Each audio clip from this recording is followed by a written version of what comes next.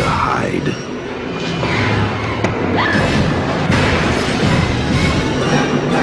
Everybody's a suspect! You're not scared, are you? Scream.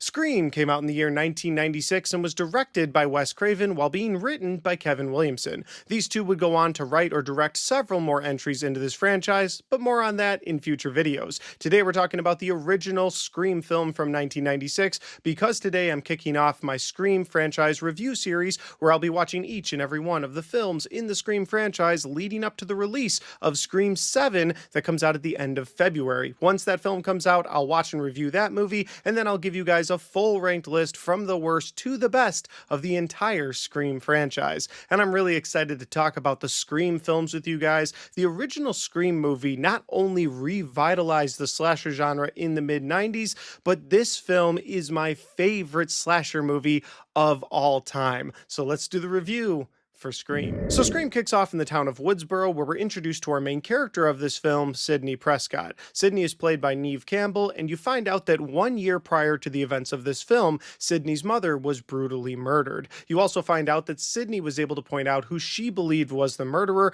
a guy named Cotton Weary, played by Liev Schreiber. Cotton ended up going to jail, and now 1 year removed from that absolutely horrific event, Sidney and her father live alone, and Sidney is trying to move forward with her life with the help of her high school friends. And speaking of her high school friends, filling out that cast, first up we have her boyfriend, a guy named Billy Loomis, played by Skeet Ulrich. Then we have Billy's best friend, which would be a guy named Stu Macher, played by the great Matthew Lillard. Then we have Stu's girlfriend and Sidney's best friend, a girl named Tatum Riley, played by Rose McGowan. And filling out the last spot in this friend group, we have Randy Meeks, played by Jamie Kennedy. And Randy, well, the best way I can describe him is me. Literally, if you have a friend group and one guy that completely talks about movies or finds a way to make everything about a movie reference, well, that would be Randy in this movie. So yeah, if I was in the Scream franchise, I'd likely be Randy. And we have two more characters to get acquainted with before moving on to the rest of the synopsis. The first character is Deputy Dewey, played by David Arquette. He's on the police force there in Woodsboro. And the other character is Gail Weathers, played by Courtney Cox. And Gail Weathers is a news reporter. No, she has nothing to do with the weather. She's actually back in the town of Woodsboro 1 year after the events of Sidney's mother passing for two reasons. One, she never believed that Cotton Weary was the killer in the first place. She even wrote a book about it. But the second reason is because of the way that this film starts out. And that'll lead directly into my synopsis for this film. Now, I'm not going to do a full play-by-play of the entire movie, but I am probably going to get into some spoilers for this film just because this movie's been out for 30 years, and I feel like if you're watching this review, you've already seen the movie at this point. With that said, again, warning, spoilers ahead. The movie opens up with a character named Casey, played by Drew Barrymore. And it's kind of crazy that Drew Barrymore shows up only for the opening moments of this movie, but she does a great job with it. She starts off this movie as this high school student who's home alone one night. When the phone rings, she answers it, and it starts innocent enough, maybe just somebody dialing the wrong number, but then that person keeps calling back, and it starts getting more and more sinister until she's brutally murdered by the Ghostface killer. And not just stabbed to death, no, she's hung from a tree outside of her house, almost making a statement to the entire town of Woodsboro. And this is what puts Woodsboro on high alert, because this brutal murder happens 1 year after the brutal murder of Sidney's mother. So now you've got the Woodsboro police on high alert, you've got all these news reporters coming back to Woodsboro, and that's where Gail Weathers comes into the equation, and you've got Sidney and her friends just trying to go through their daily high school lives. But even the high school is on high alert. You got the principal of this high school, played by Henry Winkler, who's not taking anything from anyone. He will shut anything down if someone seems to be causing some sort of a problem in school.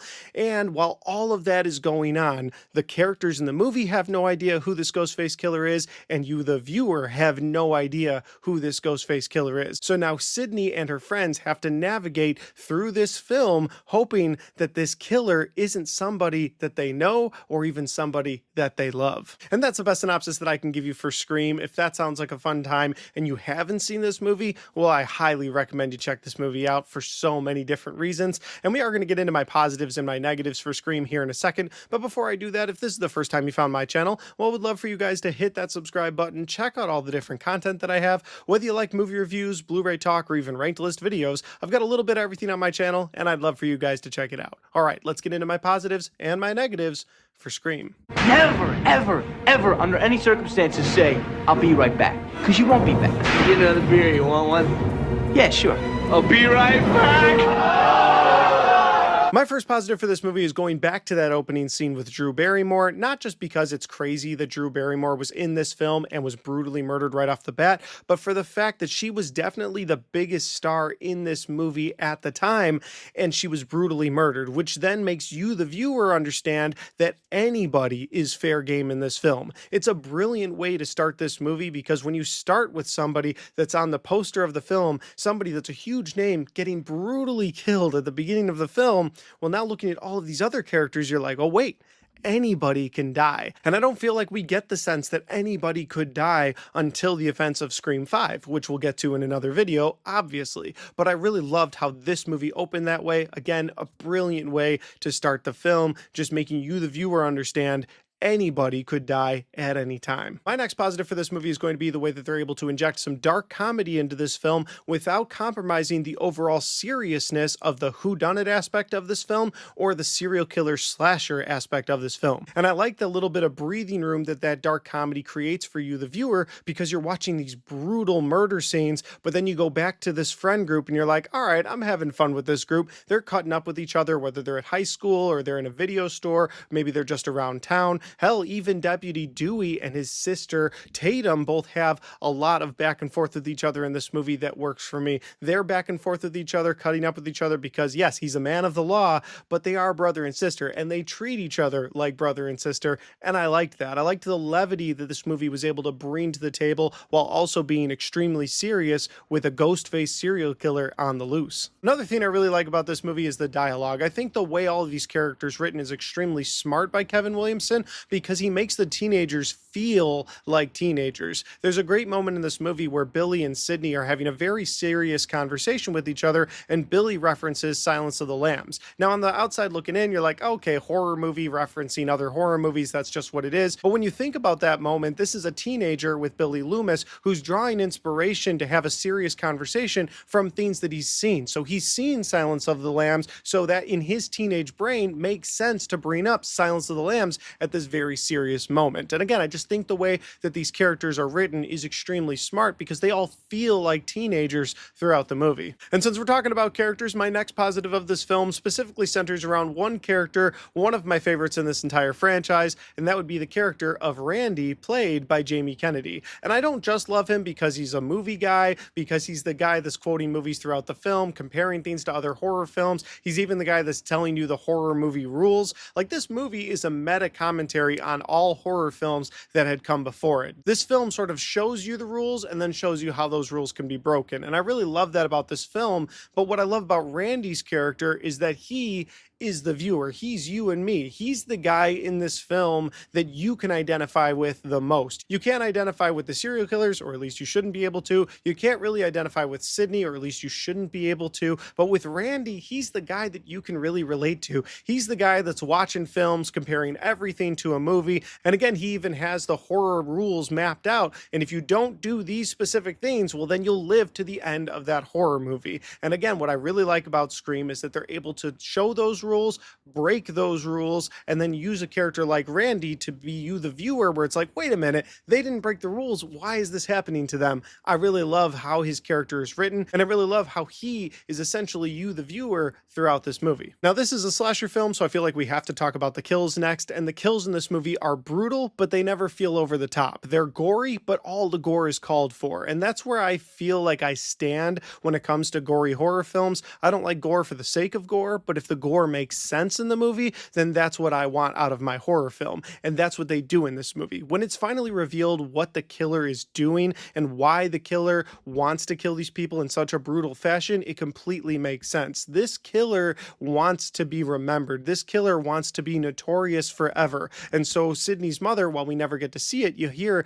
that it's a very brutal killing at the beginning of this film. And then at the beginning of this film, you see Cassie get brutally murdered. And then so many of Sydney's friends and people that she cares about are brutally murdered throughout the film. And there's a reason for that gore. And I just love when a movie can take that brutal violence, but make it make sense to you, the viewer. Now, earlier I said that not only is this a slasher flick, but it's also a whodunit flick. And that's my next positive. I love the whodunit aspect of this movie. It really sets the tone for the rest of the Scream franchise. Like, yes, you're going to have this Ghostface killer. It could be anybody, and it might be somebody that you care about. And the way that they handle the whodunit aspect of this movie, it's excellent. Now, earlier I said there was going to be some spoilery things. I feel like at this point I have to talk about who the killer is. So, spoilers once again, you've been warned, but the killer is actually killers because it's both Billy Loomis and Stu Macher. You've got these two best friends in high school who are trying to make a name for themselves. They killed Sydney's mother and they got away with it a year ago. And so now 1 year later, they're just going to kill as many people as they can. Hell, they're even going to stab each other in a brutal scene towards the end of this movie to make it look like they are also victims. And they really almost get away with it if it's not for the resiliency of Sidney Prescott.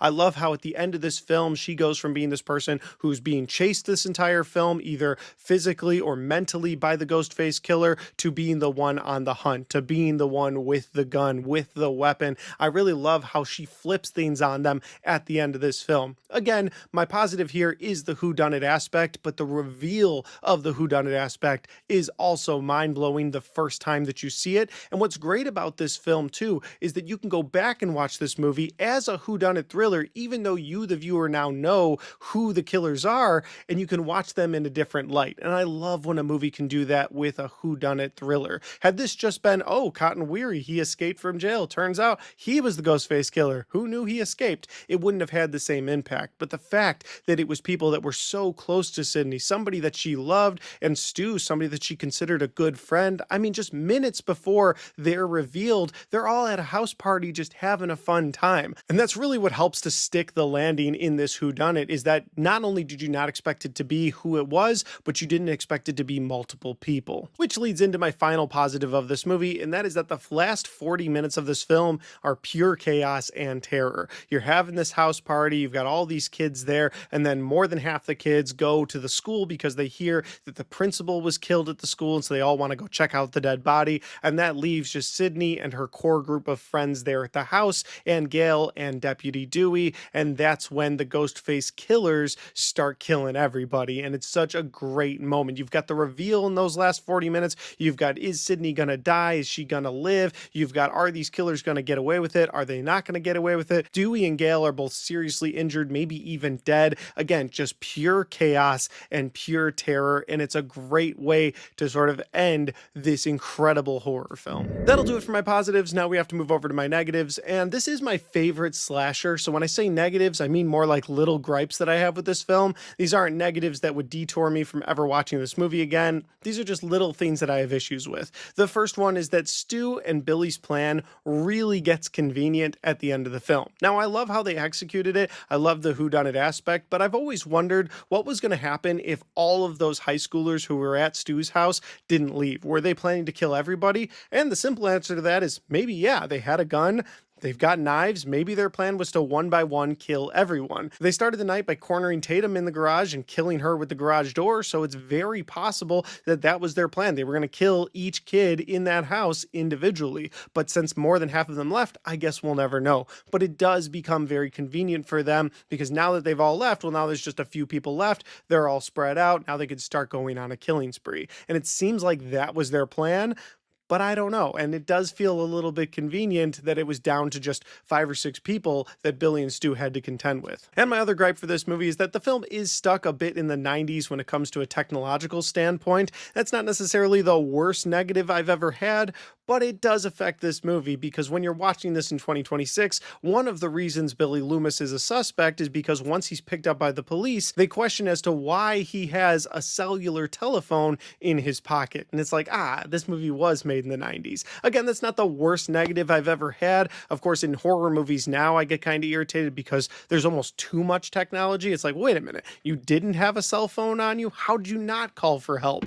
Or they have to like go into an area where some character goes, goes, oh, there's no reception over here. Well, what do I do? Like, that's what they have to do in movies these days, and that does annoy me too. So I guess this is a bit of a positive and a negative. That's why I'm just calling it a little gripe, because there's just some technological things that weren't quite there yet with society. And so when you watch them in 2026, I think you laugh for the wrong reasons. But honestly, those gripes don't take anything away from my overall feelings of this movie. Overall, this is a modern horror classic, and it's a film that revitalized the slasher genre in the mid-90s when the slasher genre heavily needed it. I did the Halloween review franchise a couple months ago in October, and I talked about a movie called Halloween H2O, and that movie was directly impacted by the success that Scream had. Yes, Jamie Lee Curtis comes back to that film, but the majority of that movie takes place in a high school with a bunch of high schoolers with Michael Myers chasing them because of the success that Scream had. And there are so many horror films that came out around that same time that were impacted by Scream. This is a movie that I watch at least once a year, typically in the spooky season, but because of Scream 7 coming out,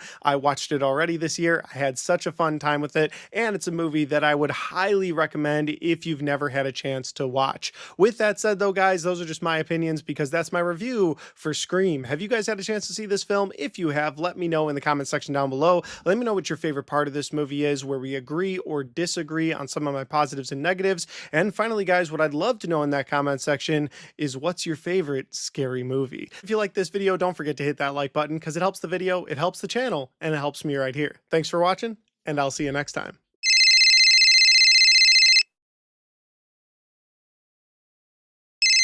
The way I see it, someone's out to make a scene. So it's our job to observe the rules of the scene. Number one, the body count is always bigger. Number two, death scenes are always much more elaborate.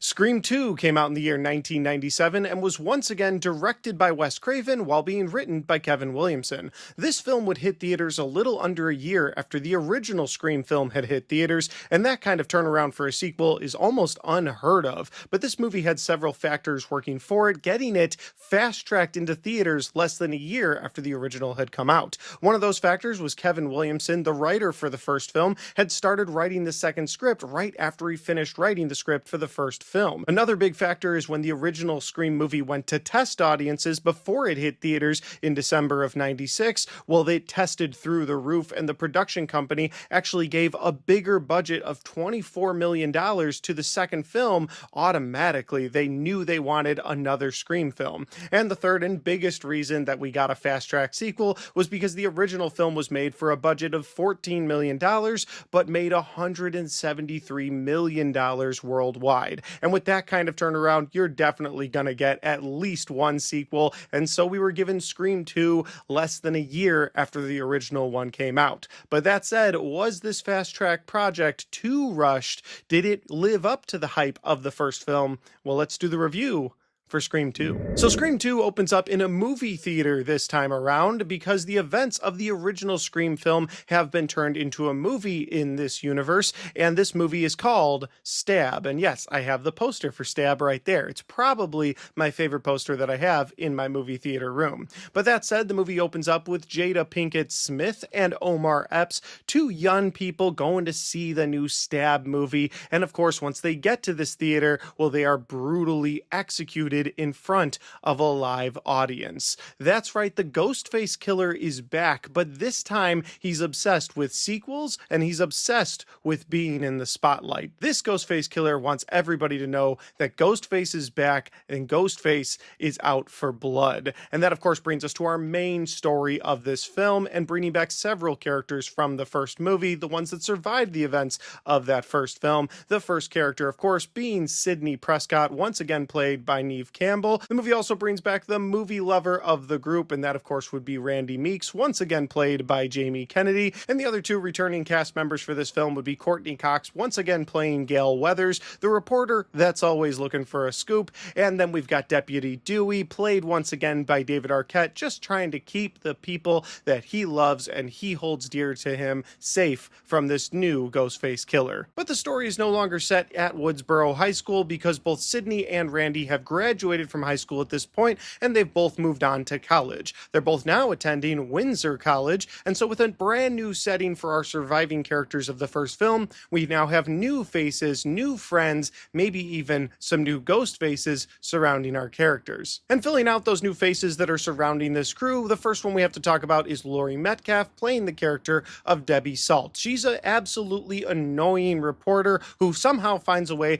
to get under Gale Weathers' skin. Gale Weathers, of course, is a character that finds a way to get under everyone else's skin, so this is a reporter that's taken it to the next level. And now that Sydney's moved on to college and trying to move on with her life, she now has a new boyfriend in this film. His name is Derek, and he's played by Jerry O'Connell. And Derek's best friend is named Mickey, played by Timothy Oliphant. And the last person to talk about here is Sarah Michelle Gellar, playing the role of CC Cooper, a college girl that's close with Sydney, so of course that puts her in Ghostface's crosshairs. So I've already given you guys a bit of the synopsis, but to cap things off now, you now have Sydney on the campus with a new group of friends surrounding her, and once again we have a whodunit mystery on our hands, because just like the characters in the movie, the viewer has no idea who the Ghostface killer is. It could be someone that's close to Sydney on campus, it could be a survivor from the previous film, or it even could be Cotton Weary, who has now been let out of jail because it's been revealed that he had nothing to do with Sydney's mother dying, and he keeps showing up on campus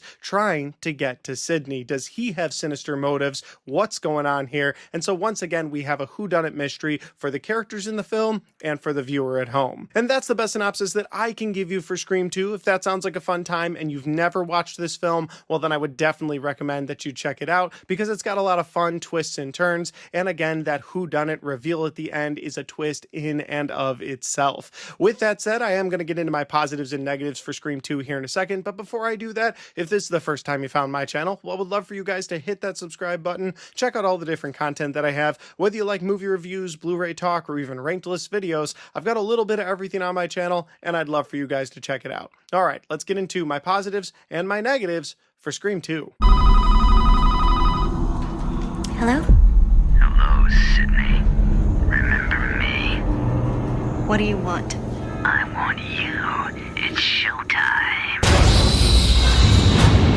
My first positive for this movie is how they committed to creating a film out of the first movie in this Scream universe called Stab. And I love the cast that's in that movie as well, because Tori Spelling shows up as Sidney Prescott, Luke Wilson shows up as Billy Loomis, and Heather Graham plays Casey from the beginning of the first Scream film. And I just love that they were able to create a film within a film, but they also used the Stab movie to sort of recap you, the viewer, during Scream 2, so they don't have to show any flashbacks. They don't really have to have the characters talk about it too much. They can just show you scenes from the Stab movie, and you'll be like, oh, that's cool that they redid those events, and oh yeah, those are the events that happened in Scream 1. So it was a kind of a cool way to recap Scream 1 without really recapping it in Scream 2. My next positive is once again having one of my favorite characters, Randy, explain the rules to a sequel, especially a horror sequel, in this film. Of course, in the first movie, he was the movie guy. He was the guy I feel like I identified the most with in that film,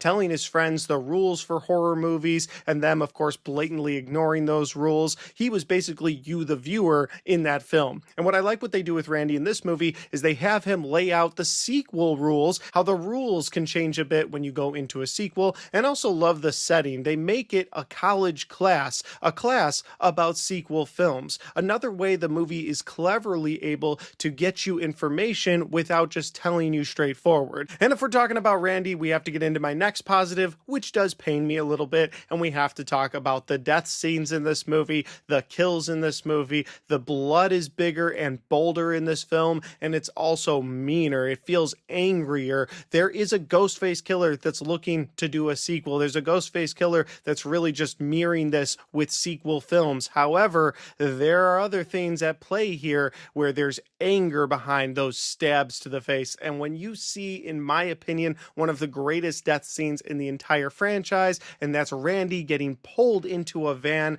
First of all, it's a great jump scare, but then he gets stabbed to death and you see that pool of blood start to seep out from that van. I remember being little, maybe 11 or 12 years old, and that movie was on TV, and Ghostface grabs Randy, pulls him into the van, and stabs him to death, and seeing that blood, and it absolutely terrified me.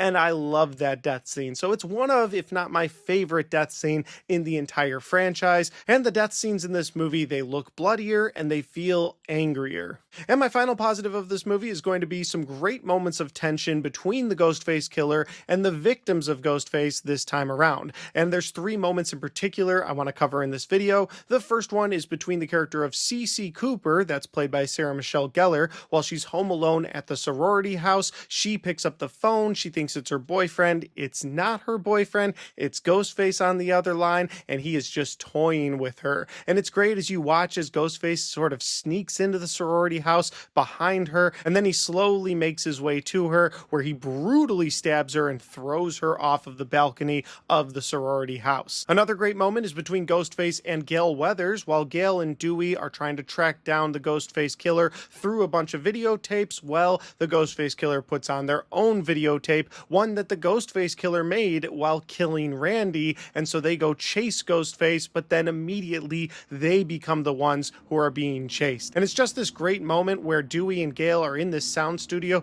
They can't hear each other in other rooms, but Ghostface is directly behind Dewey, which leads to a great fake out kill of Dewey. Kinda wish they had committed to killing him, but he's a fan favorite. I get it. I like David Arquette as Dewey, but I wish they had committed to killing him. It would have stuck a little harder had they killed him, but they didn't. It's a fake out kill. He lives to the end of the movie, but that moment has great tension in it between Ghostface and Gale and between Ghostface and Dewey. And the final moment of tension that I want to talk about between the Ghostface killer and one of its victims would be when Sydney and her friend are in the back of a police car. They're being escorted off of campus by a couple of police officers. Ghostface kills those officers and then starts driving the car. After a series of events, Ghostface gets knocked out, and then Sydney and her friend have to crawl through the cage of the police car and then out the window right over the Ghostface killer. That does lead to one of my negatives, so we'll get to my negatives here in a second, but that moment of tension was great.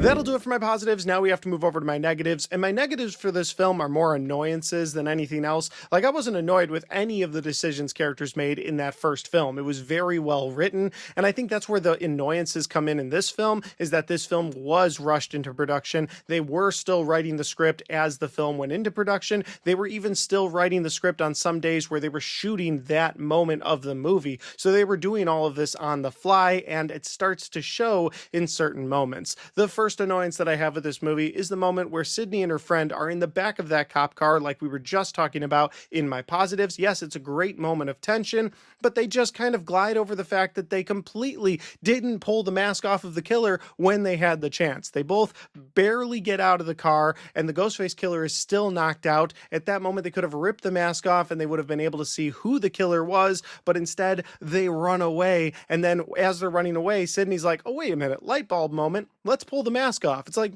you should have done that a second ago. And at this point, her friend is correct. They should have done it a second ago. At this point, just leave. But no, that brings them back to the car, and then her friend gets killed. And it's just a cheap way to keep you, the audience, in suspense about who the Ghostface killer is a little bit longer. Another annoyance I have is that cringy "I think I love you" song from Derek to Sydney, when Sydney is not sure if she wants to stay boyfriend-girlfriend with Derek because, hey, the last boyfriend that she had turned out to be the Ghostface killer, and even if he's not the Ghostface killer, people around her tend to die. She cares about Derek, so either he's a Ghostface killer or she just doesn't want to get him killed by a Ghostface killer, and so she decides to part ways with him. Actually a smart character decision for her, but then he goes into this cringy dance scene where he's singing "I Think I Love You," and I know they play it for a little bit of comedy because these Scream movies always have a little bit of dark comedy mixed into them, but this is something that completely fell flat for me, and it was just another thing that annoyed me. Moving on to my next annoyance is something I guess I have to put a bit of an asterisk on, because I would have said I could never believe a movie theater crowd would act the way that they act at the beginning of Scream 2,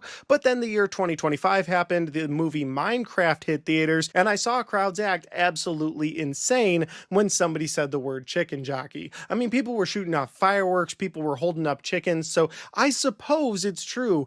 Audiences can act that crazy, but again, it's way too over the top in that opening scene where Jada Pinkett and Omar Epps both get killed. You've got Omar Epps getting killed in the bathroom, which is actually a scene I like. I like when he gets murdered there because it's sort of out of the way, but the Ghostface killer is able to strike. Then the killer puts on his jacket and comes into the theater with her. I liked all of that, but the insane crowd running around with Ghostface masks, pretending to stab each other just so they could show the Ghostface killer could kill in plain sight, that didn't work for me. Again, it annoyed me, but I do have to put an asterisk on it because apparently there are idiots that go to theaters in mass, and those are the kind of crowds that actually have happened in real life. I mean, I don't think anybody died in the Minecraft movie, but people were shooting fireworks off in a theater, so I suppose anything was possible. And that leads me to my final negative and annoyance for Scream 2, but it's also about the Ghostface killer reveals. Not necessarily the reveals, but just an element of the reveals that has always annoyed me. So you've been warned, spoilers ahead, I'm about to get into who the killers are. So with that said, you have Timothy Olyphant's character, who turns out to be one of the Ghostface killers. In fact, he's the one that wants to make a sequel out of the events of the first movie, and he's the one that also wants to get caught. He wants to take it to trial, and he wants to prove that he can kill all these people and get away with murder. He's a sick, twisted individual, and I like his motivation. It plays into the meta commentary of sequels. I enjoyed what they were doing with him. And then you get to the second Ghostface killer, and it's revealed to be Mrs. Loomis. Yeah, we thought Debbie Salt was just this annoying reporter, but actually it was Billy Loomis's mother coming for vengeance. And that explains why some of the kills, including the Randy kill, are so brutal and angry and violent, and I really love that twist. I love that she is stalking Sydney so that she can kill her herself. She can finish the work that her son did because she killed her baby boy. Again, both of the Ghostface reveals are great. They have nothing to do with my negative or my annoyance, but if you've seen the movie, you probably know what I'm annoyed by, and that's the fact that Mrs. Loomis meets up with Gale Weathers several times. Gale, who has written at least 2 books at this point about the Woodsboro murders and would definitely have known exactly what Mrs. Loomis looks like. And they try to throw that away real quick where she's like, wait a minute, I wrote stories about you. I didn't know it was you. You were Mrs. Loomis the whole time? And she's like, yeah, weight loss and a makeover. What the hell are you talking about? No, absolutely not. She would have known who Mrs. Loomis was. Even if she lost weight, even if she got a makeover, she absolutely would have known. At some point in the movie, she would have been like, wait a minute, that girl that keeps showing up at the crime scenes before I do looks really familiar. Let me look at one of the books I wrote. Oh, it's Mrs. Loomis. Oh, she's the killer. Like, gotcha, bitch.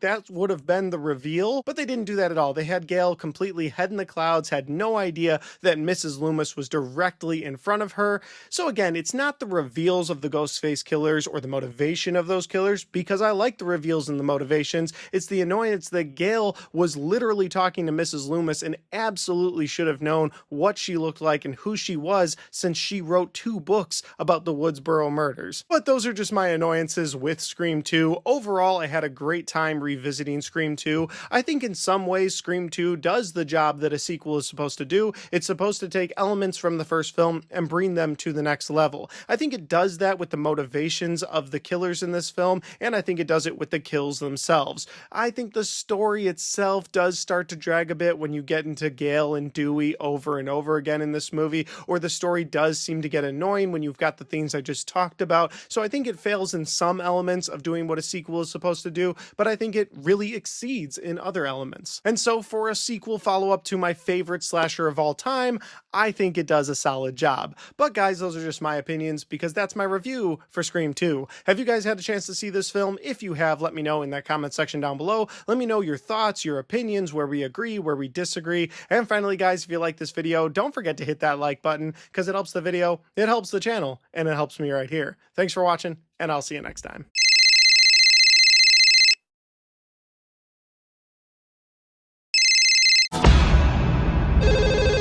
Hello, Sydney. Welcome to the final act. Everyone, including the main character, can die. This means you, Sid. From suspense master Wes Craven Down behind you! comes the final chapter in the terrifying trilogy.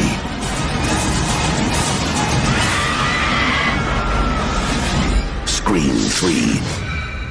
Scream 3 came out in the year 2000 and was directed by Wes Craven. The film was originally written by Kevin Williamson and would include a very dark script that had the returning Stu Macher as a leader of a Ghostface cult, where he would recruit high school students to go on a killing rampage. And while they were all set to make this movie go into production, well, the horrific real-life situation of the Columbine shooting halted those plans entirely. They couldn't have a film of high school students killing other high school students after this horrific event, and so that script and Kevin Williamson were completely scrapped from Scream 3, and they hired Aaron Kruger to write a new script, and that script would land this film in Hollywood on the set of Stab 3. And while the real-life horrific situation derailed the plans of that original ending of the trilogy, they went in a new route, and this route would also try to cap off that trilogy in a big way. Was it a hit, or was it a miss? Let's do the review for Scream 3. So while they would go away from having Matthew Lillard reprise his role as Stu Macher in Scream 3, there would be other familiar faces that would reprise their roles in this film.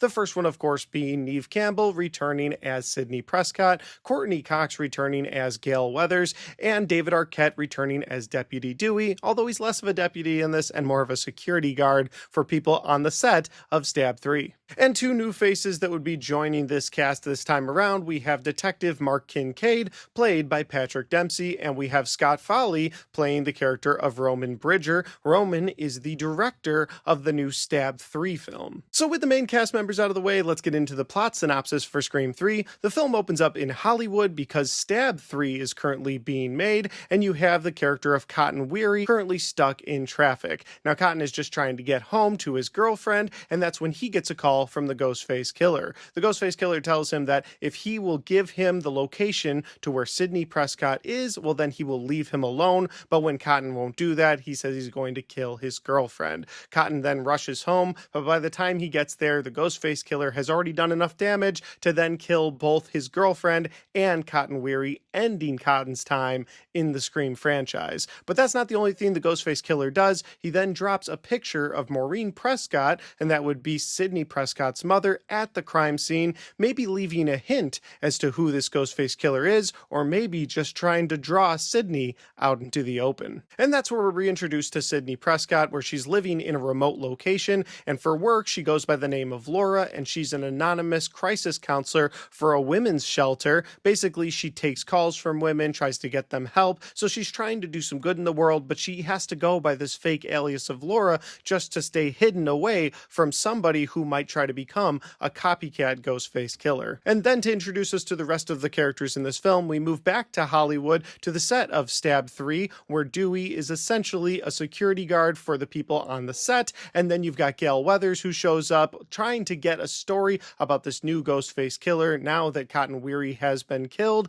And then we were introduced to the director of the film, who just wants the production to go off without a hitch. He's sick of all these different slowdowns that have happened. And we are introduced to Detective Mark Kincaid, who is on the trail of the Ghostface Killer, trying to find out if it's someone on the set, and also trying to find out where Sidney Prescott is to ask her questions, since her mother's picture is being dropped at all of the crime scenes. While all that's going on, you still have a Ghostface Killer on the loose, killing people on the set of Stab 3, killing them in the order that they're supposed to die in the script for that film, and then leaving pictures of Maureen Prescott trying to draw Sidney out of hiding. And that's the best synopsis that I can give you for Scream 3. If that sounds like a fun time, well, then you should definitely check this movie out. It is one of the weaker films in the entire franchise, in my opinion, but I still think there's a lot there to enjoy. Now, we are going to get into my positives and my negatives for Scream 3 here in a second, but before I do that, if this is the first time you found my channel, well, I would love for you guys to hit that subscribe button, check out all the different content that I have, whether you like movie reviews, Blu-ray talk, or even ranked list videos.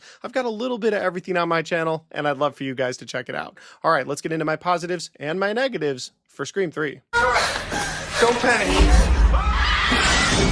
My first positive for this movie is going to be the change of location. While I don't like the fact that they had to move the location due to real-life horrific events, I do like that this film takes place away from a high school or away from a college. Just giving it a new setting makes the film feel fresh, and because they're on a movie stage that's actually based on the previous Scream films, you're getting some locations that look like Woodsboro, like Sidney's house or Stu Macher's house. You're getting those locations, but you're getting them in Hollywood. You're getting them on a soundstage, so it just sort of mixes things up just enough for you, the viewer, to feel like you're watching something fresh. Again, I don't like that they had to do the move because of real life horrific events that never should have happened, but I do like the change of pace. I do like the location change. My next positive is Randy coming back once again, played by Jamie Kennedy. Now, he doesn't come back in a traditional sense. His character is still dead in this franchise, but they find a really fun and unique way to bring him back into this franchise,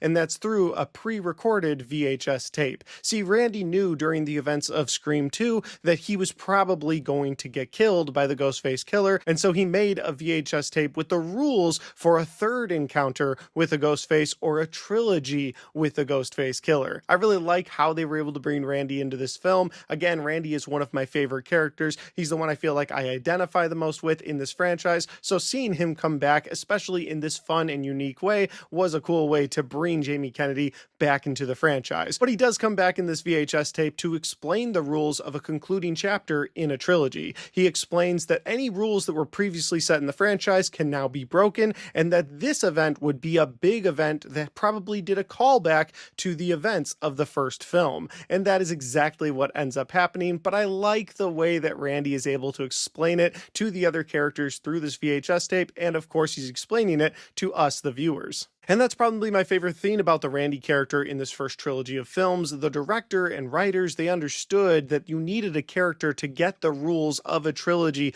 to the fans. You needed somebody to explain it to the viewers, but not directly looking into the camera and saying it. This character would be explaining things to other characters in a fun, unique way that makes sense for the overall film. And my final positive for this movie is the small supernatural element that they add into this film between Sydney and her mother. Now, what I really like about the Scream franchise is that it stays grounded. It's always real life people versus real life serial killer or killers. It's never supernatural elements. It never goes into Michael Myers territory. If the Ghostface killer survives getting shot, it's because they're wearing a vest. I always appreciate that. But there is a small supernatural element to this film between Sydney and her mother, and I really like that. It's kind of throughout this movie, as Sydney has different visions of her mother in dreams, but then at the very end of this film, when she is back home and safe with the people that she cares about, you see the door to her home sort of creak open, and maybe it was the wind, or maybe it was a connection that she has with her mother. And I just like that tiny little supernatural element. It's something they would play with later on in the franchise in Scream 5 and 6 with Melissa Barrera's character.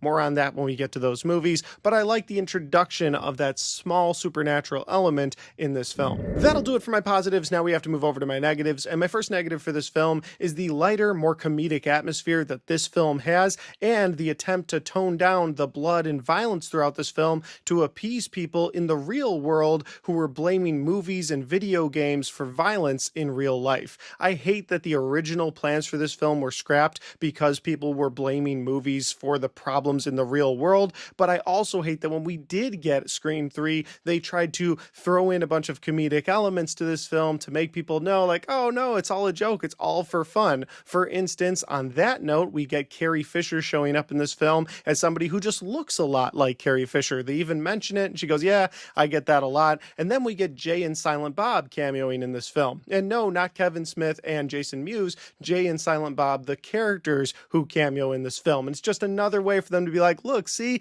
this is a fun movie. This is funny. This is all haha. This isn't a scary, dark story about how your loved ones will try to kill you. No, this is something completely different. And I hate that the whole structure of the Scream franchise was altered because of real life tragic events. That's just the comedic side of this negative. Then you get to the violence and the blood being toned down as well. That also didn't work for me. I mean, Scream 2 ramped up the blood. It ramped up the violence, but Scream 3 brought it down a couple of notches because of real life violence, and that didn't work for me. My next negative in this movie is going to be the voice changer that Ghostface uses throughout this film. It's so far-fetched in the year 2000 to have a perfect voice replicator that Ghostface is using to the point where you can't tell if it's the person you're talking to or the Ghostface killer. I suppose if this was a plot in the year 2026 in Scream 7, it would be more believable because of what we have with AI, but in 2000 they absolutely didn't have this technology. I mean, hell, even Dewey is using a pager throughout this film, but they have the technology for a perfect voice replicator.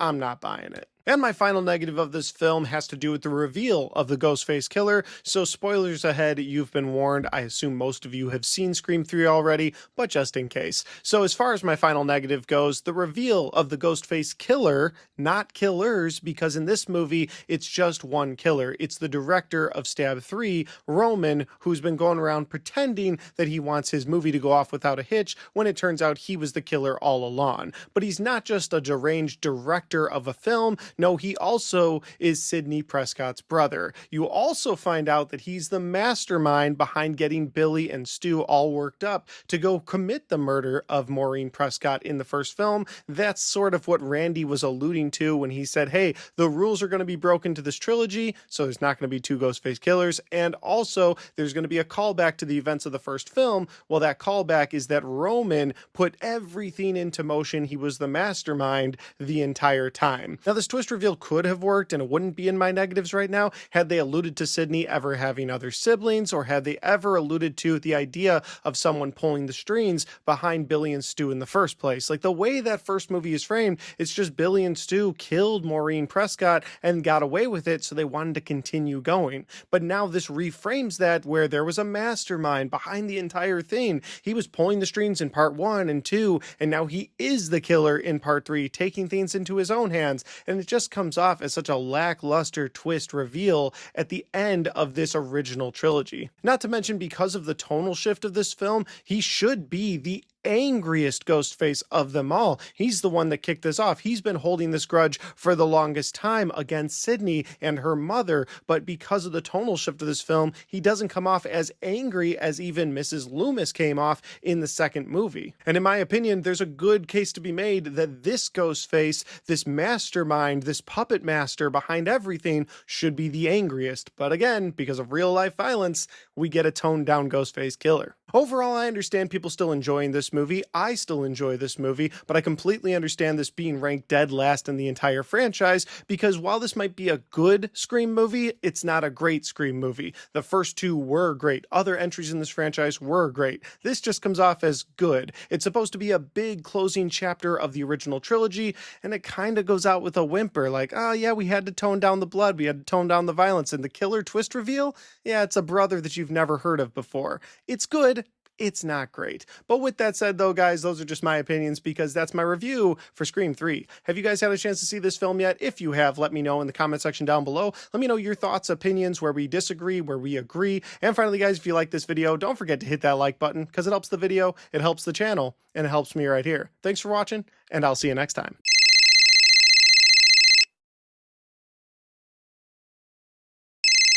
Time for your last question. Name the remake of the groundbreaking Halloween, Texas Chainsaw, Dawn of the Dead, The Hills Have Eyes, Amityville Horror, Black Christmas, House of Wax, Hot Night, Night, Bloody Valentine. It's one of those, right? None of the above. Scream 4 came out in the year 2011 and was directed by Wes Craven. This would be the final film that Wes Craven would direct before he passed away in 2015. The film was written by Kevin Williamson, who had of course written Scream and Scream 2, and he wrote a script for Scream 3, but then when a real-life horrific event happened outside of the movies, well, that made the studio want to go in a completely different direction with Scream 3, so they scrapped his script, they hired a new writer, and they put distance between themselves and teenagers and high school killings. And that would, of course, cap off that original trilogy of films, and then the franchise didn't do anything for 11 years. So when we get to Scream 4, the horror genre had started to change. So with the horror genre starting to change, and the rules of the horror genre starting to change, this film would serve as a bit of a continuation from the previous trilogy, while also becoming a bit of a remake within the franchise itself. Essentially, they tried to capture the magic of the previous films while introducing new elements. Did it all work? Well, let's do the review for Scream 4. So Scream 4 opens up on a house in Woodsboro with two girls who are home alone when they get attacked by a Ghostface killer. And just as one of the girls might be getting away, she opens the door and a second Ghostface killer is there at the door to kill her, showing us two Ghostfaces at the beginning of a Scream film for the very first time. Well, that is until the screen pauses and it turns out that you're watching a clip from Stab 7, because while the Scream movies might have halted in our own personal universe, in the Scream universe, the Stab movies have been going strong. We're then introduced to two new girls who are watching Stab 7, who are having a conversation about horror movies. That is until one of them decides to stab the other one in the stomach. Well, that's where that scene ends as well, because that is a movie within a movie in the Stab franchise, and we are now actually in the Scream universe with two girls that are home alone watching Stab, and that's when our real Ghostface killer shows up and brutally murders them, and so we have our opening to Scream 4. And that scene would lead into catching up with characters from the previous trilogy. The first character would be the new sheriff of Woodsboro, who's not new to us because it's Sheriff Dewey. He's now the sheriff of Woodsboro, investigating this new Ghostface kill. Courtney Cox also returns in this film as Gail Weathers, but she's no longer a news reporter. She now writes books from home, but she's currently struggling with writer's block, so when she hears that there's a new Ghostface killing, well, that gets her news reporter senses stirring, and she has to get to the crime scene, and she has to try and help Sheriff Dewey figure out who these new Ghostface killers are. And that brings us to Sidney Prescott, once again played by Neve Campbell, who has written a book about Woodsboro and the Ghostface killings, and she is on a book tour, and she's in Woodsboro for the signing of this book when the first Ghostface killings happen, and that's what brings together Dewey and Gail and Sidney to find out who the new Ghostface killer is. And that's of course the continuation characters from the first trilogy of films, and where they're at the start of Scream 4. Now we have to talk about the new cast of characters, the new group of high schoolers that seem to be targeted by this Ghostface killer, a killer that's obsessed with making their lives the remake of the original Scream film. The first high schooler to talk about is Jill Roberts, played by Emma Roberts, and Jill is Sidney Prescott's niece. Is that why she's being targeted by this Ghostface killer? And in her friend group, we have Kirby Reed, played by Hayden Panettiere. This is her best friend, and that brings us to the last two members of this new high school group. And one is named Charlie Walker, played by Rory Culkin. The other one's name is Robbie Mercer, played by Eric Knudsen, and these two are absolute movie nerds. They have clubs where they talk about movies all the time, and even at one point in the movie they're able to get Sidney Prescott to come to their club because of course they all love horror movies in this club and they all love the Stab franchise, so getting her there is like having movie royalty coming into their room, so they're very excited to have Sidney one day. These two love movies to a weird degree, like they want to make movies really bad. Robbie always walks around with a camera like attached to his head, so he's constantly recording everyone, which of course makes you the viewer a little bit suspicious of both Charlie and Robbie, since both of them are obsessed with horror movies, both of them are obsessed with the Stab franchise. They put Sidney on such a high pedestal. It makes you wonder why these two are so obsessed. Could they potentially be our new Ghostface killers? And once the Ghostface killer targets both the continuation characters from the previous trilogy and this new group of high schoolers, well, they all have to come together and try and figure out who is this new Ghostface killer. Could it be one of the people in their group? Could it be an outside character, maybe somebody like Jill's boyfriend who goes in and out of Jill's window just like Billy Loomis used to do? He's very suspicious as well. So I guess the point I'm making here is that this movie is yet again another whodunit. Who could be the new Ghostface killer? And that is the best synopsis that I can give you for Scream 4. If that sounds like a fun time, well, then you should definitely check this movie out. Maybe you've never seen this film. Maybe you saw the original trilogy of movies. Maybe you're a little younger, so you've seen Scream 5 and 6 in theaters, but you haven't seen part 4 yet. If you haven't watched this movie, I highly recommend that you check it out, especially if you enjoy the whodunit aspect of the Scream films. I think this one really delivers. With that said, I am going to get into my positives and my negatives for Scream 4 here in a second, but before I do that, if this is the first time you found my channel, well, I would love for you guys to hit that subscribe button, check out all the different content that I have, whether you like movie reviews, Blu-ray talk, or even ranked list videos. I've got a little bit of everything on my channel, and I'd love for you guys to check it out. All right, let's get into my positives and my negatives for Scream 4.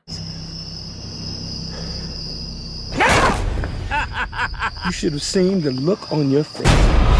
My first positive for this movie is the way that they're able to blend this continuation cast from the original trilogy, the three survivors from those films, both Gail, Sidney, and Dewey, and they're able to blend those in with the new high school characters. It definitely helps that there's a bit of a bridge between these two, since Jill is Sidney's niece, since Jill's mother was Sidney's mother's sister, so like there is a definite connection between these two groups, but that helps a lot. That puts the characters from the continuation trilogy with these new high school characters, and it blends blends them in really well. It's never weird to see one of these adults hanging out with one of these high schoolers because, again, there is that connection of family. Family, family, family, family, family, family, family, family. Between Sydney and Jill that helps blend those groups. Speaking of the old group and new group, that brings me to my next positive, which is the new rules for this film, which are told to us from the character of Robbie. Robbie is essentially this movie's version of Randy from the previous films, although he doesn't hold a candle to Randy, in my opinion. He's still a fun character, though. I did enjoy him. He explains that this is a new film. This is a new remake of sorts. It's not necessarily a remake in that we're getting rid of the entire cast, but that is the plan of this Ghostface Killer. This Ghostface Killer wants a remake of the Scream franchise. It wants a whole new cast of characters. That's why we have these high school characters. But since you have these continuation characters from the previous trilogy, well, that's why the Ghostface Killer wants to kill all of them, because they want to move forward with a new Ghostface Killer and a new film series in the killer's mind. Robbie also has a great death scene in this movie. I'm spoiling it here, but the movie's been out since 2011. At one point, Ghostface is coming after him, and he tells him, hey, the rules have changed. I should be able to live because I'm gay. And this Ghostface does not care at all, just stabs him to death. So it's a really great death scene. My next positive for this movie is the technology that's being used either by characters in this film or even by the Ghostface Killers in this film, because by 2011, handheld cameras were a thing. People running around with their phones taking videos of things, or people having little cameras that they would wear. All of that was more prevalent in society, and so this new Ghostface Killer wants to be the one filming the actual murders. This Ghostface Killer is obsessed with the murders from the past. They're obsessed with the stab movies, and they want the next movie to be real. They want the next movie to be something that they filmed. And at one point, Sydney walks outside the house and looks at the wind chime and notices that someone has tied a little tiny camera to that wind chime, filming this new movie for the Ghostface Killers. And I like that introduction of real life tech and how tech has moved from where it started in 1996 with the first Scream film all the way to 2011. As technology gets updated, the Scream franchise gets updated with it, just like it shifts with the horror genre, and they show you that in this film, and I really enjoyed that. Another moment I want to mention real quick before moving on to my next positive is when Gale Weathers is setting up all of these different cameras at the local Stabathon, and Stabathon is an event where they show all 7 stab movies to a bunch of high schoolers and young adults who are drinking and having a fun time, but she thinks that the Ghostface Killer is going to be there, so she sets up all of these cameras, and that's again just using more technology. But of course, when she gets back to her car to look at these cameras, she notices someone is blacking all of them out, to the point where she gets to the last camera and they turn the camera and it's the Ghostface Killer. And I really enjoy that in this movie. It's one of my favorite scenes in this film, and it's one of my favorite scenes in the whole franchise. It's just a really creepy way to use new technology, but to blend it with a good scare. My next positive involves the Ghostface Killers, both their motivation and the reveal of the killers. So if you have not seen this movie yet, spoilers ahead. But what I really like about the reveal of these killers is that it makes complete sense as to why these killers specifically wanted to film what they were doing. One of the obsessed with movies guys in the friend group, Charlie Walker, is one of the Ghostface Killers, so it makes sense why he's recording everything, why he's going around trying to get footage while killing all of these different people in the film. And the other Ghostface Killer is Jill Roberts. Having somebody from Sydney's bloodline is something we've seen before. Of course, we saw her brother come out of nowhere in the third film, and he was the Ghostface Killer. So in this film, having Jill be the Ghostface Killer was a fun misdirect, because we didn't think they were going to do it again. Or at least I didn't think they were going to do family is the problem yet again. But they did. Jill is the killer in this film. She's obsessed with not just making the movie, but she wants to be the star of the movie. So again, it's the reason for this Ghostface Killer is why I love this reveal, because she's sick in her eyes of always seeing Sydney as the star of these stab movies. Oh, Sydney Prescott, she's the girl that lived. Well, Jill wants to turn to be the one that lived, and Jill will do anything, including become the Ghostface Killer herself, devise this plan to kill her own friends, to kill all of those continuation characters. She'll do this so that she can become the star. She leaves Gale alive on purpose in this movie so that her and Gale can write a book together, because she thinks she's going to get away with it, and she almost does. And this leads to a little bit of a controversial statement I'm going to make, but I almost wish she had gotten away with it. I'm very curious what they would have done with a Scream 5 negative had Jill Roberts survived. And I'm not necessarily saying that her plan to kill Sydney had gone through. I'm not saying cut Sydney from the franchise. I'm just saying, had Jill survived, if they had ended it with Jill being taken away on a stretcher and Sydney being taken away on a stretcher, maybe in a to be continued moment, that would have been pretty awesome. I don't know where they would have gone with part 5 at that point, so maybe it wouldn't have been great in the long run, but in that moment, it would have been awesome, because then we get over to the hospital scene where it's Jill versus Sydney and Dewey's involved, and they're trying to figure out how to stop this Ghostface killer, and it does go on a little long. But again, the reveal of the Ghostface, all of that works for me. That'll do it for my positives. Now we're going to get over to my negatives. And since we were just talking about it, I guess I'll continue on to say that one of my negatives for this film is that it does go on a little too long, in my opinion. And again, this is me as a fan just wishing they had done things a little differently. I do wish they had ended things with Jill and Sydney on the floor, or Jill and Sydney being loaded up into 2 different ambulances, maybe finding out that Sydney was still alive, doing a to be continued there, something like that. But instead, the movie goes on to the hospital, where you then have to watch as Sydney and Jill face off once again, because Jill wants to be in the spotlight. She wants to be the one that survived no matter what. And I do feel like it goes on a little too much. I wish they had cut that off. So that's my first negative. But again, I don't know where the film would have gone after that. I don't know how they would have continued on with a Scream 5, or if Wes Craven would have even been able to do a Scream 5 at that point. So ultimately, this is a negative from the fan side of me, just wishing they had done things a little differently. My next negative for this movie is the relationship between both Dewey and Gale. I wasn't buying any of their relationship throughout this movie. I thought the two of them had zero chemistry with each other, and I felt like these two just didn't feel like a married couple. They didn't feel like two people that really loved each other. I felt that more in Scream 5, and more on that when we get to that review, but in Scream 4, I just didn't feel the connection between the two of them. They always had a will they, won't they going from the first movie to the second movie. In the third movie, Dewey proposes at the end, and so you're like, okay, they lived happily ever after. And then you get to Scream 4, and I just didn't feel like they were in a marriage together. I didn't feel like these characters were connected with each other. Maybe that's because of real life drama, getting a divorce in real life, not being able to coexist with each other in real life, and so when they get on screen together, they just didn't have it in 2011. The next negative is just more of an irritation to me, and that's that they don't play the song Red Right Hand in this movie at all. This is the only Scream film that doesn't have the song Red Right Hand, and it always bothers me when I watch this movie. There are several moments where it would have worked really well, even if you played it for just a couple of seconds like they do in Scream 5, just something thrown at you, but instead you don't get it at all in this film, and that's always irritated me. That'll bring me to my final negative, and this negative is something that I'm sure has been brought up in every Scream 4 review in the past, and this is something that, while I'm not going to break any new ground by saying this, it did bother me while I was watching, so I wanted to put in my negatives, and that is the glossy look that this film has throughout every frame of this movie. Now, what's been explained away to me online is that they did that on purpose because that's how films were looking in the early 2010s. They had that glossy digital look to them, and so this was a creative choice by Wes Craven to make it look like that. Now, Wes Craven is dead, so I don't know if that's absolutely accurate, but that glossy digital look that this film has really makes this film stand out from those original 3 Scream films, especially if you watch them like I've been doing,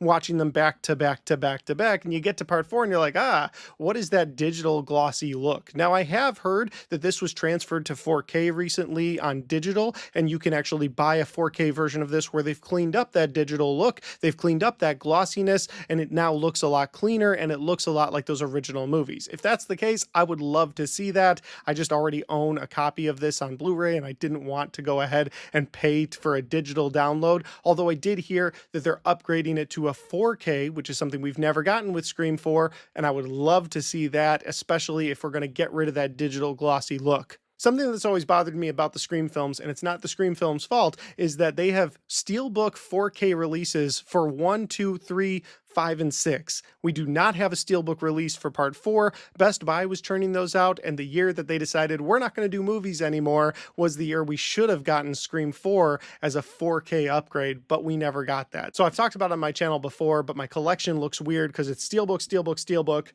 Blu-ray, Steelbook, and it's just annoying. I want that 4K upgrade, but also if it does delete that digital glossiness, then I'll remove this negative. But as always, guys, those are just my opinions because that's my review for Scream 4. Have you guys had a chance to see this film yet? If you have, let me know in that comment section down below. Let me know your thoughts, your opinions, where we agree, where we disagree. And finally, guys, if you like this video, don't forget to hit that like button because it helps the video, it helps the channel, and it helps me right here. Thanks for watching, and I'll see you next time.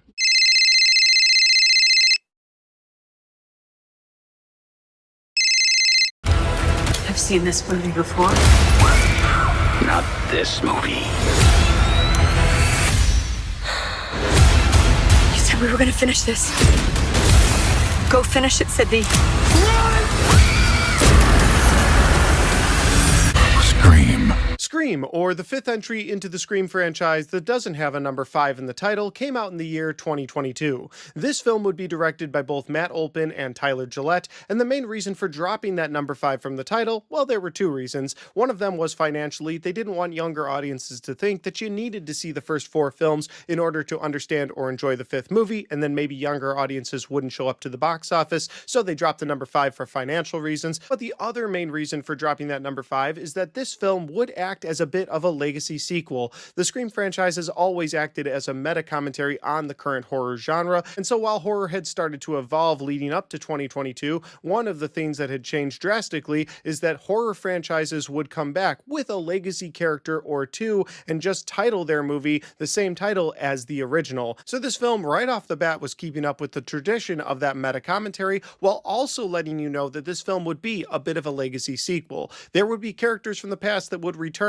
but this movie would focus on a new group of characters going through their own events in the Scream franchise. So let's do the review for Scream 5. So Scream 5 would be a requel film, and that is a reboot to the franchise while also being a sequel to the franchise, something that would use legacy characters, but it would give us a brand new cast of characters to follow around through this film. Something that Scream 4 toyed with, but they never fully committed to. That film was still heavily a Neve Campbell, Sidney Prescott movie, whereas this movie uses legacy characters, but it doesn't put them in the forefront of the situation or the storyline. It mostly keeps them in the background and saves them for the third act. Now, this movie would be based around a brand new cast of characters that you, the viewer, could now assume you were going to follow for several films. And the movie opens up with one of those new characters named Tara Carpenter, and she's played by Jenna Ortega. And Tara is home alone one night texting with her friend Amber when the home phone rings. She answers the home phone, and it's everybody's favorite Ghostface Killer. And the Ghostface Killer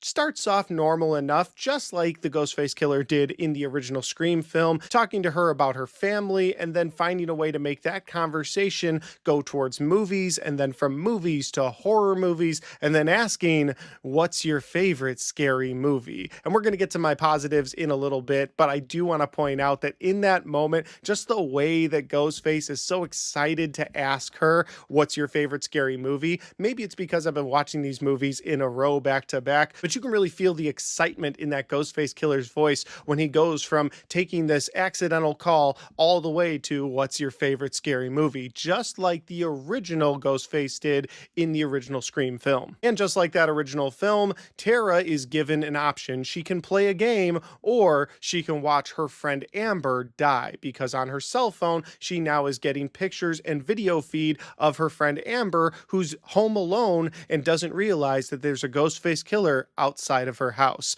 Tara plays along. She answers the questions that she needs to, trying to save her friend Amber, but when she inevitably gets a question wrong in this movie trivia game, she rushes out her door to try and go to Amber's house, and that's where she runs right into our new Ghostface Killer. And after a short series of events where Ghostface is toying with Tara, Tara is now laying on the floor bleeding, trying to call for help as Ghostface stands over her and starts stabbing her in what looks like her death scene. But as it turns out, it's not her death scene. Tara ends up surviving this attack, making her the only character in the franchise's history to live through the opening Ghostface attack. But was Tara's survival an accident? Did the Ghostface Killer screw up? Or is this all a big master plan by the Ghostface Killer because Tara has a sister named Sam who comes back to Woodsboro to be with her sister who's in the hospital? Was that Ghostface's plan all along? It's at this point where we're introduced to more of the new characters in this film. Of course, Sam Carpenter coming home to be with Tara,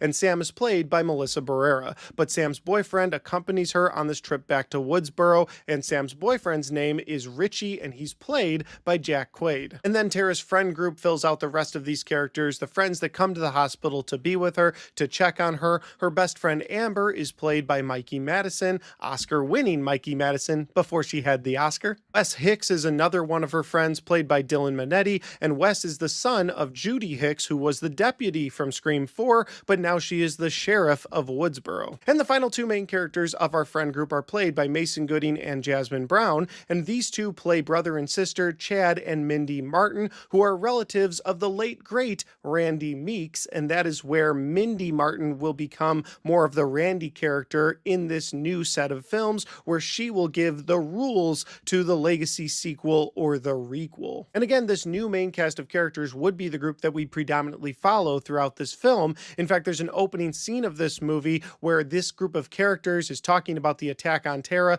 at their high school, sitting outside on the grass, just like the characters in the original Scream movie. And after talking about this new Ghostface killer, after going over some of the rules and wondering what their next step should be since Tara was attacked and lived, Sam and Richie both think it would be best to go to somebody who has experienced the Ghostface killer before. Now, Sidney Prescott and Gale Weathers do not live in Woodsboro anymore, but there is one Legacy character that still lives in Woodsboro, and that would be Deputy Dewey, who's no longer a deputy. He doesn't even work for the police anymore. He now pretty much spends his days retired, living at home in a trailer where he watches Gale Weathers on the news every morning. But Dewey has been through a lot. He's been stabbed a lot of times. He really doesn't want to get involved with this new Ghostface killer, but once he finds out there's a new Ghostface killer on the loose and a new group of friends being terrorized, he can't really help himself. He wants to do the right thing. But the first thing he does is he calls Sidney Prescott, once again played by Neve Campbell, and lets her know, hey, you don't live in Woodsboro. There's a new killer in Woodsboro. Just stay out of Woodsboro. Don't come back. And then he texts his ex-wife, Gale Weathers, essentially saying the exact same thing.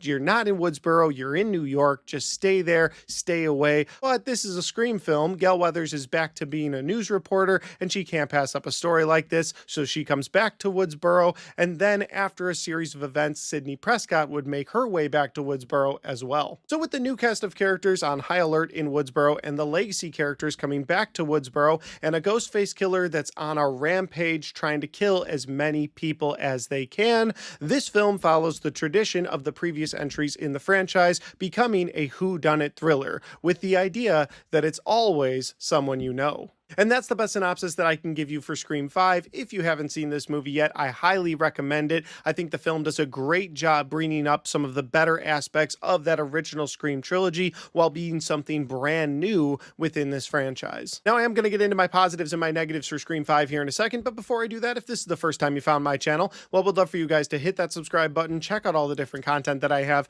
Whether you like movie reviews, Blu-ray talk, or even ranked list videos, I've got a little bit of everything on my channel, and I'd love for you guys to check it out. All right, let's get into my positives and my negatives for Scream 5. I'll be right back.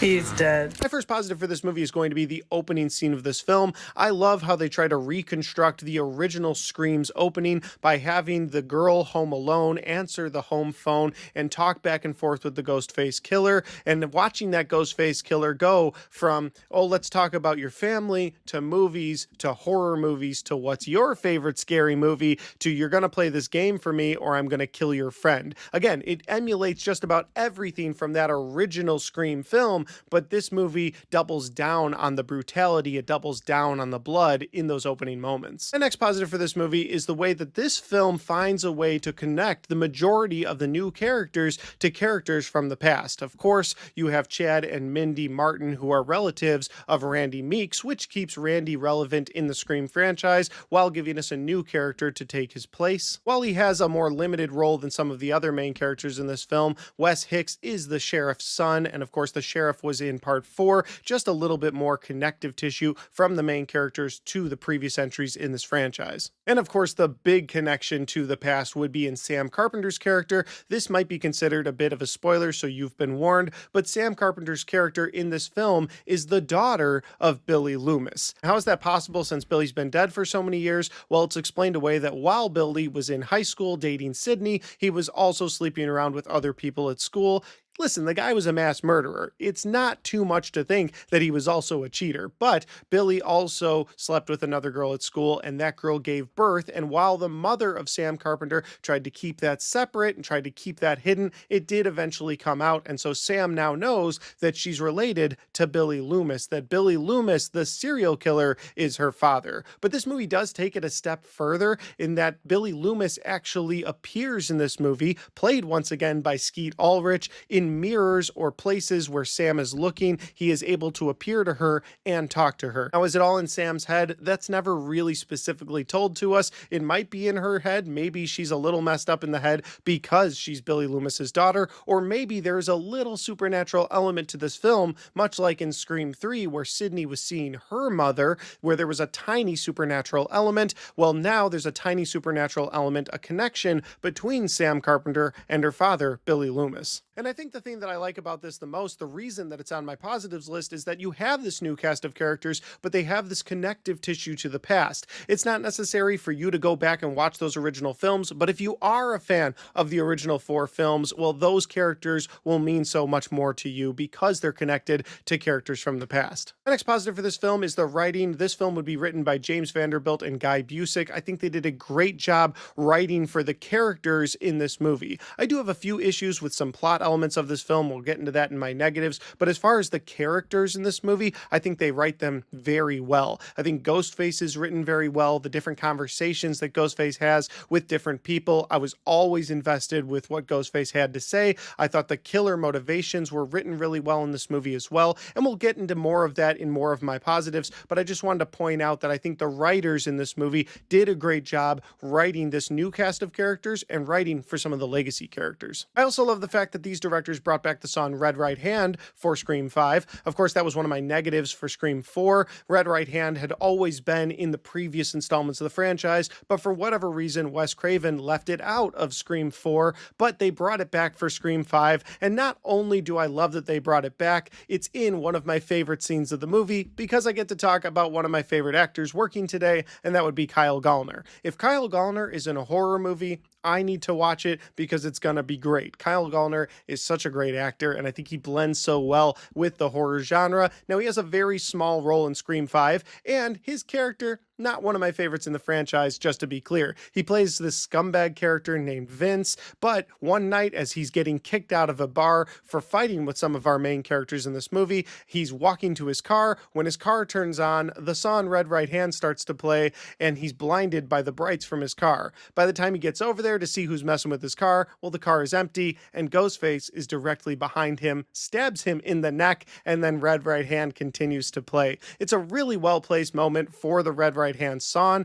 and again, I just love Kyle Gallner in horror movies, so I had to put that in my positives. My next positive of this movie is the excellent pace that this film moves at. The film moves at a frantic pace, but it never leaves you behind when it comes to the story. There's a great balance between building these new characters, telling you this new story, and these excellent Ghostface moments that keeps you constantly locked into the story while also quickly moving you along. And I really appreciate that because sometimes when you're introducing this many new characters, or you've got this brand new plot that's very different from those original movies, well, it could have really slowed down. It could have taken its time almost too much, where you were like, all right, when are we going to get to this next Ghostface kill? Or when are we going to get to the next killer reveal? But this movie ends up doing a great job in keeping you engaged throughout the entire film, and that fast pace of this film is 100% why it's able to do that. My next positive is something I touched on a little bit earlier when I talked about the writing, but Dewey and Gale have the absolute best interaction throughout this film,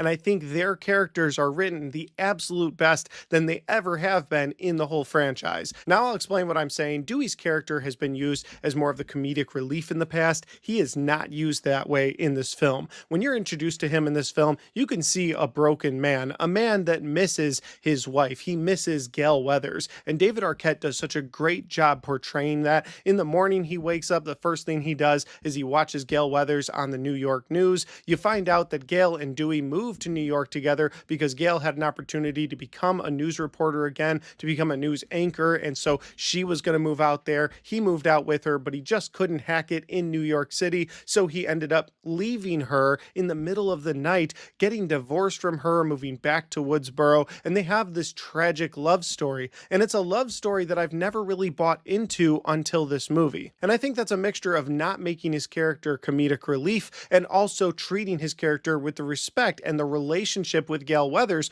with the respect that those characters deserved. And I also think Gale Weathers is toned down quite a bit in this movie. She comes back to Woodsboro because once again, she's looking for a story. She's also looking to try and find who this new Ghostface killer is because she's worried about the people of Woodsboro and she's worried about Dewey. And again, I believe her motivation in this film. In the past, her motivations haven't always been the thing that excites me about a Scream film, but her coming back to Woodsboro really makes sense in this film, and that goes back to my positive about the writing, but the way that Dewey and Gale's relationship is portrayed in this film is my favorite in the whole franchise. And I think the thing that plays into me really enjoying their relationship so much in this movie is that there are some heavy stakes involved with Dewey and Gale in this film, because again, spoilers here, you know what, last time I'm going to say it, there's going to be spoilers from here on out, but at this point in the movie, Dewey gets killed by the Ghostface killer. He has one scene to reconnect with Gale face to face. They have a great scene together. You believe in their relationship, and then Dewey is absolutely gutted. I mean, Ghostface stabs him in the front of the stomach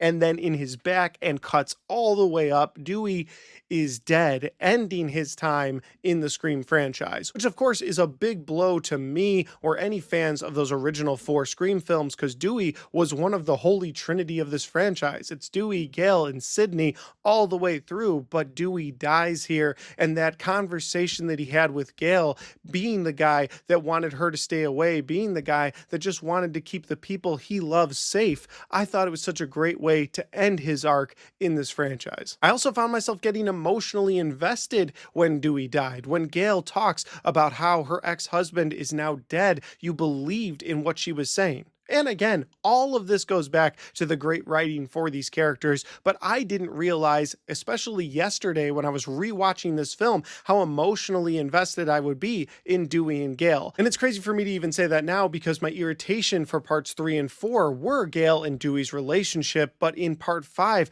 I think they got it right, and it's such a tragedy that they get it right at the end of Dewey's life in this franchise. This brings me to a side note that I want to talk about. This isn't a positive, I just don't know where else to put it in this review. So I want to talk about Dewey's death real quick, and then I'll get on to the rest of my positives. So when Dewey dies in this movie, I am not convinced that it is one of the Ghostface killers that's revealed at the end of the film. And my reason for that is, well, in that moment, one of the Ghostface killers is clearly in another location. Absolutely could not have been that killer. And the other one is about a foot shorter than this Ghostface killer. When this Ghostface killer stands up to kill Dewey, it's got height on Dewey and stabs him all the way up and still has height on Dewey as he's killing him. So there's absolutely no way that it is these Ghostface killers, in my opinion. So who is that? Well, that's where my side note comes in, because I still maintain and believe, until they say differently, that it was Stu Macher that did this killing. Now, I know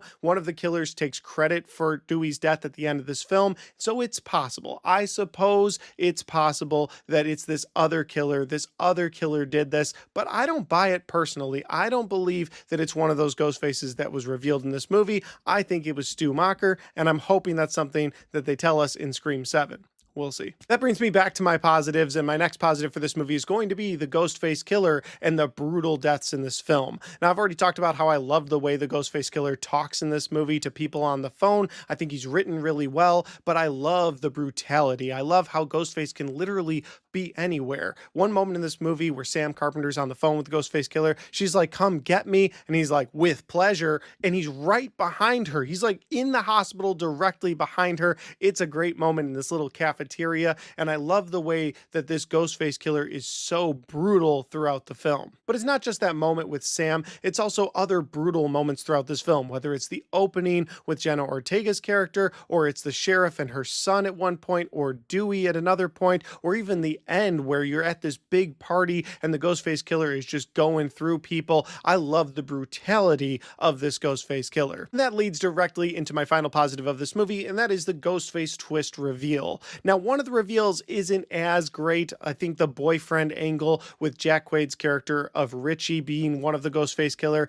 it's fine. It's also going back to Scream 1, showing that once again, it's the boyfriend, but the one that I love is the character of Amber, because that one really did catch me off guard in the theater, and again when I watched it yesterday. You've got this whole cast of characters accusing each other of being Ghostface, one girl in particular screaming she's not the Ghostface killer, only for Amber to go, I know, pull up a gun, shoot her in the head in front of everyone, and then it's revealed that Amber, played by Mikey Madison, is the other Ghostface killer, and wow, that one caught me by surprise, and I love her for the rest of that film. Like throughout the movie, she's kind of comedic relief, she's this friend that really doesn't have time for anybody, but it's a character that you like, and then you get to the last act of this movie where it's revealed that she's a Ghostface killer, and she's absolutely insane. I would put her on the same level of insanity as somebody like Stu Macher, and it kind of makes sense because she's living in Stu Macher's old house. Now, as far as I can tell, she's not related to Stu in any way, she's just living in his house,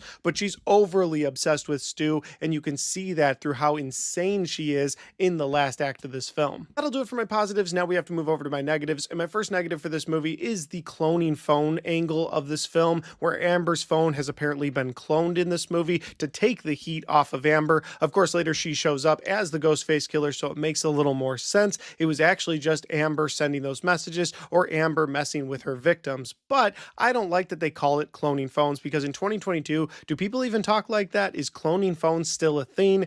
I don't think so, but they were trying to relate it to that original Scream film where Billy Loomis's phone was apparently cloned, and so that's why it looked like Billy was calling Sidney, but really it wasn't Billy, it was somebody that was cloning his phone, but oh really it was Billy, because this is actually the killer. And so they do that exact same thing in this movie, but calling it cloning phones always bothers me. I don't know why. And that brings me to my other negative for this movie, and that is that the plot is a bit predictable. Earlier I said the writing of the characters in this movie was really well done, but when it came to the plot, that would be in my negatives, and that's where I am now. The plot of this movie is not bad, but it is very predictable. This is the only time around where I feel like you can pick out the Ghostface killers on your first time viewing this movie. And there's a couple of reasons you could pick up on that. First off, this movie is really trying to redo events from that original first film, so it just kind of makes sense that the boyfriend is one of the killers. And the other main reason is that both Richie and Amber are the only two of the new main characters that have no connection to characters of the past.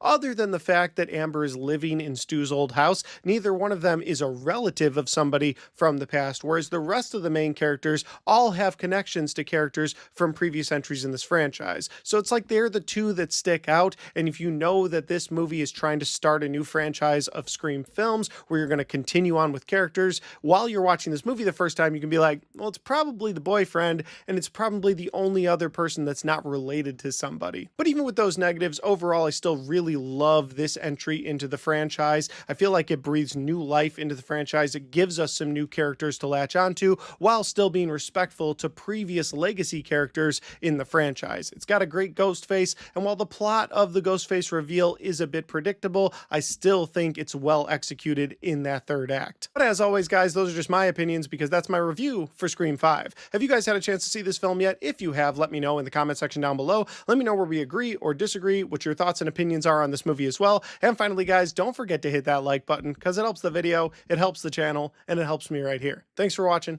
and I'll see you next time.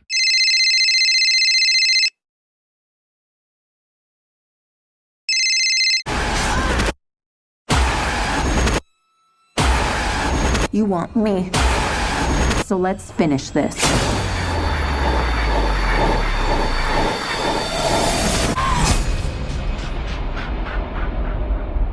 Scream 6 came out in the year 2023, 1 year after Scream 5 had brought the franchise back to theaters and become a global box office hit, making $169 million on just a $35 million budget. Was this lightning in a bottle, or could they recreate that magic once again at the box office? And so to try and recreate that magic, they brought back the directing duo of both Matt Olpin and Tyler Gillette, the guys known as Radio Silence, and the film brought back the writing duo of James Vanderbilt Vanderbilt and Guy Busick, just trying to continue on the story from Scream 5. And the other thing that this film would do that no other entry in this franchise had attempted to do before, and that is not bringing back Neve Campbell as Sidney Prescott. Apparently, on the financial side of things, Neve didn't feel like she was getting paid what she should have been paid, and so she walked away from the franchise, leaving the 6th entry in this franchise without Sidney Prescott for the very first time. So this film would try to move on with a few legacy characters, but mostly focus on that core 4 characters that we had been introduced to in Scream 5. Was this the right decision to move forward with these new characters, or should they have paid Neve what she was worth to bring her into this story?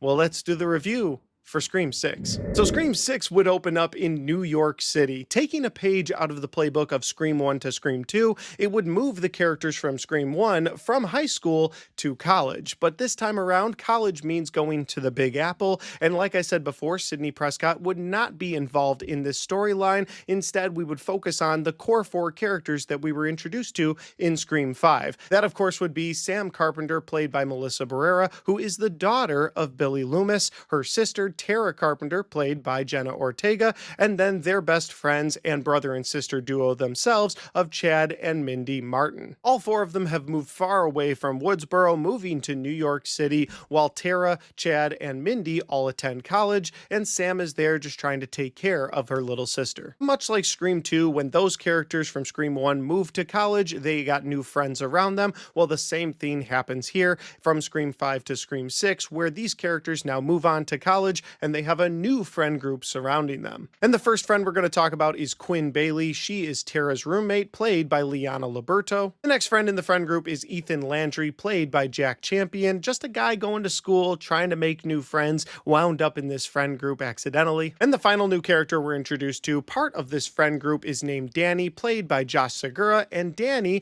is not going to college, but much like Sam's character, is just living in New York City, and he's actually dating Sam. And just because the film doesn't bring back Sidney Prescott, that doesn't mean we won't get any legacy characters in this film, because this group has moved to New York City, where Gale Weathers is a reporter, while Gale Weathers is back in this film, played once again by Courtney Cox. The final character to talk about before moving on to the synopsis is another legacy character, this time from Scream 4, because Hayden Panettiere would show up as Kirby Reed in Scream 6, but not just the high schooler Kirby Reed that we met in Scream 4. No, now Kirby is working for the FBI. And with that casting characters out of the way, let's get into the synopsis of this film. Our movie would open up in New York City with a girl named Laura, played by Samara Weaving. You find out that she's on a blind date, waiting for her date to get there, but he's running late, and that's when she gets a phone call. Now, we might be expecting the Ghostface Killer's voice at this point, but it's just her blind date telling her he can't seem to find the location of the restaurant. While they joke about the fact that he can't seem to find the restaurant, you find out that she is a college professor at the local college where Tara and Sam are attending. You also find out that she teaches a film class, and right now they're talking about horror movies. He jokingly asks her, "What's your favorite scary movie?" Of course, they're just having a good time while he's trying to find the restaurant. But one thing leads to another, and he asks her to come outside of the building and tell him the color of the building, because maybe that'll help him find it. When that doesn't work, he tells her, "Wait a minute, I'm in an alley really close to the restaurant. Maybe just meet me in the alley." And once she gets to the alley, the voice of the other person on the line changes. It's actually the Ghostface Killer, asking her how she could be so stupid as to teach a class about horror movies but make her way into a dark alley. And that's where Ghostface appears, killing her in the alley. And then something completely unexpected happens for the audience, because the Ghostface Killer actually takes his mask off, revealing himself to the audience at the beginning of the film for the first time in the Scream franchise history. Well, that is until he makes it back home to his apartment. He's very excited about getting home because he wants to tell his roommate Greg all about how he did his first kill in a Ghostface costume, how their main plan is to go after both Sam and Tara, killing them and finishing Richie's movie. Once he gets home, Greg isn't at the apartment and he gets a call from someone using a Ghostface voice changer. He assumes it must be Greg doing it, so they talk about the killings, and then as he opens the refrigerator, he finds Greg Greg's severed head and multiple limbs from Greg. He freaks out, turns around, and we now have a brand new Ghostface killer that emerges from the shadow wearing an aged mask. This Ghostface killer stabs our would-be Ghostface killer, to which he replies, "I thought we were going to finish the movie." And the Ghostface killer says, "Who gives a fuck about movies?" Really stamping into place here that this new Ghostface killer has absolutely no plan on finishing Richie's movie.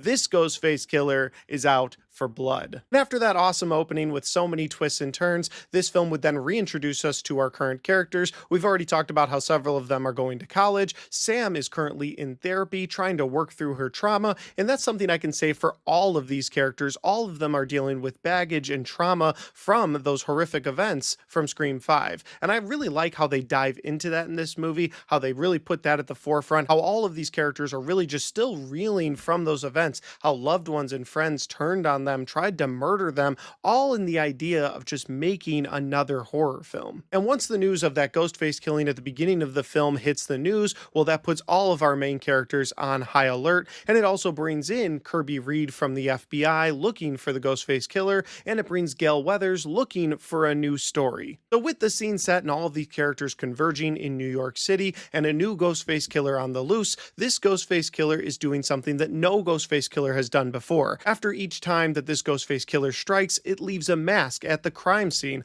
a mask from a previous Ghostface. Of course, at the beginning of the film, it leaves both Richie and Amber's mask, but it's leading up to Billy and Stu's mask, leaving the characters in this movie and you, the audience, wondering who this new Ghostface killer is. Is it a legacy Ghostface character, or is it a new character, maybe someone looking for vengeance based on the events of Scream 5? And that is the best synopsis that I can give you for Scream 6. If that sounds like a fun time, well, then I would definitely recommend checking this movie out. With that said, I am going to get into my positives and my negatives for Scream 6 here in a second. But before I do that, if this is the first time you found my channel, well, I would love for you guys to hit that subscribe button, check out all the different content that I have. Whether you like movie reviews, Blu-ray talk, or even ranked list videos, I've got a little bit of everything on my channel, and I'd love for you guys to check it out. All right, let's get into my positives and my negatives for Scream 6. Guys?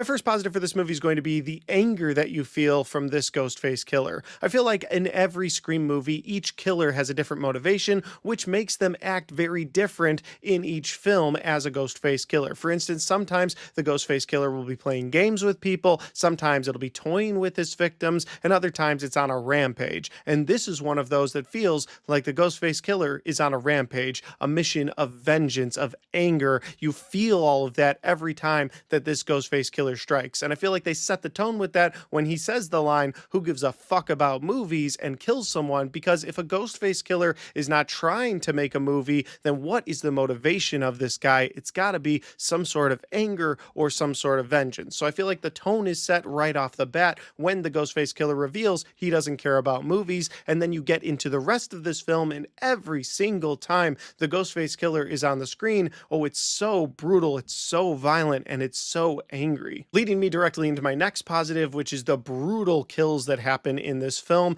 There's a scene on a ladder. If you haven't seen the movie, I won't spoil it, but if you have seen it, you know exactly what I'm talking about. This Ghostface character kills someone using a ladder, and it's such a brutal scene. But that's not the only one. There's several brutal scenes in this movie. One in particular that I really love and wanted to talk about in this video has to do with the character of Chad.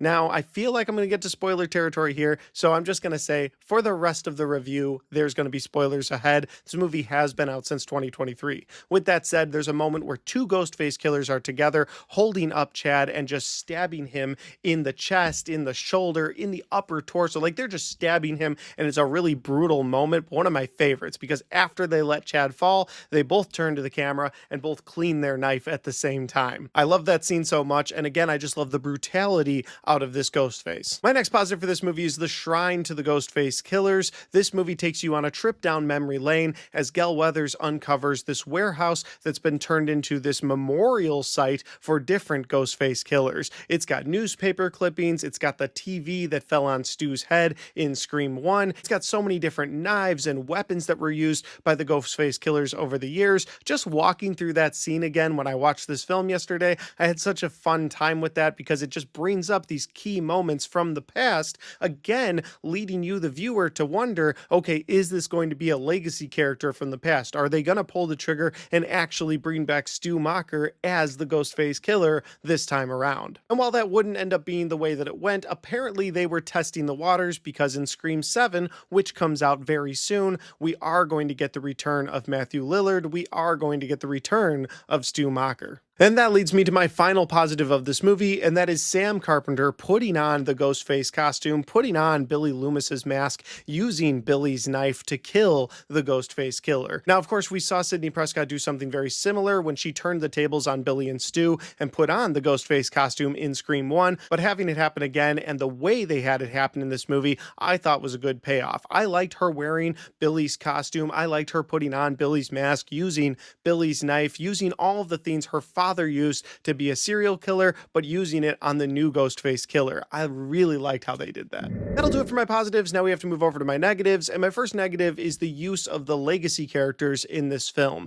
I do wish that they had just committed to moving on with just the core four, since they weren't going to bring back Sidney Prescott. I know they have this film set in New York City, so it makes sense that Gale Weathers is there, but Gale specifically seems very out of place. I think the better thing to have done in this movie, since they didn't decide to kill Gale in this film, would have been to have just let her be and just bring in Hayden Panettiere. You could have had one legacy character of Kirby Reed coming back from Scream 4. I think that would have been a better way to go, but instead they have to put Gale Weathers in this film because Gale Weathers is always part of Scream, and she kind of goes back to being that annoying character that I've never really enjoyed. Like, I loved her character arc in Scream 5, and I wish they had left that alone because her and Dewey had this great moment at the end of Dewey's time in the franchise, and then she gets vengeance for that. Oh, it worked out so well, but instead they bring her into this film. She goes back to being an annoying news reporter, and my thing is, if you weren't going to bring back Sidney, you should have left out Gale as well. My next negative for this movie is going to be the pace,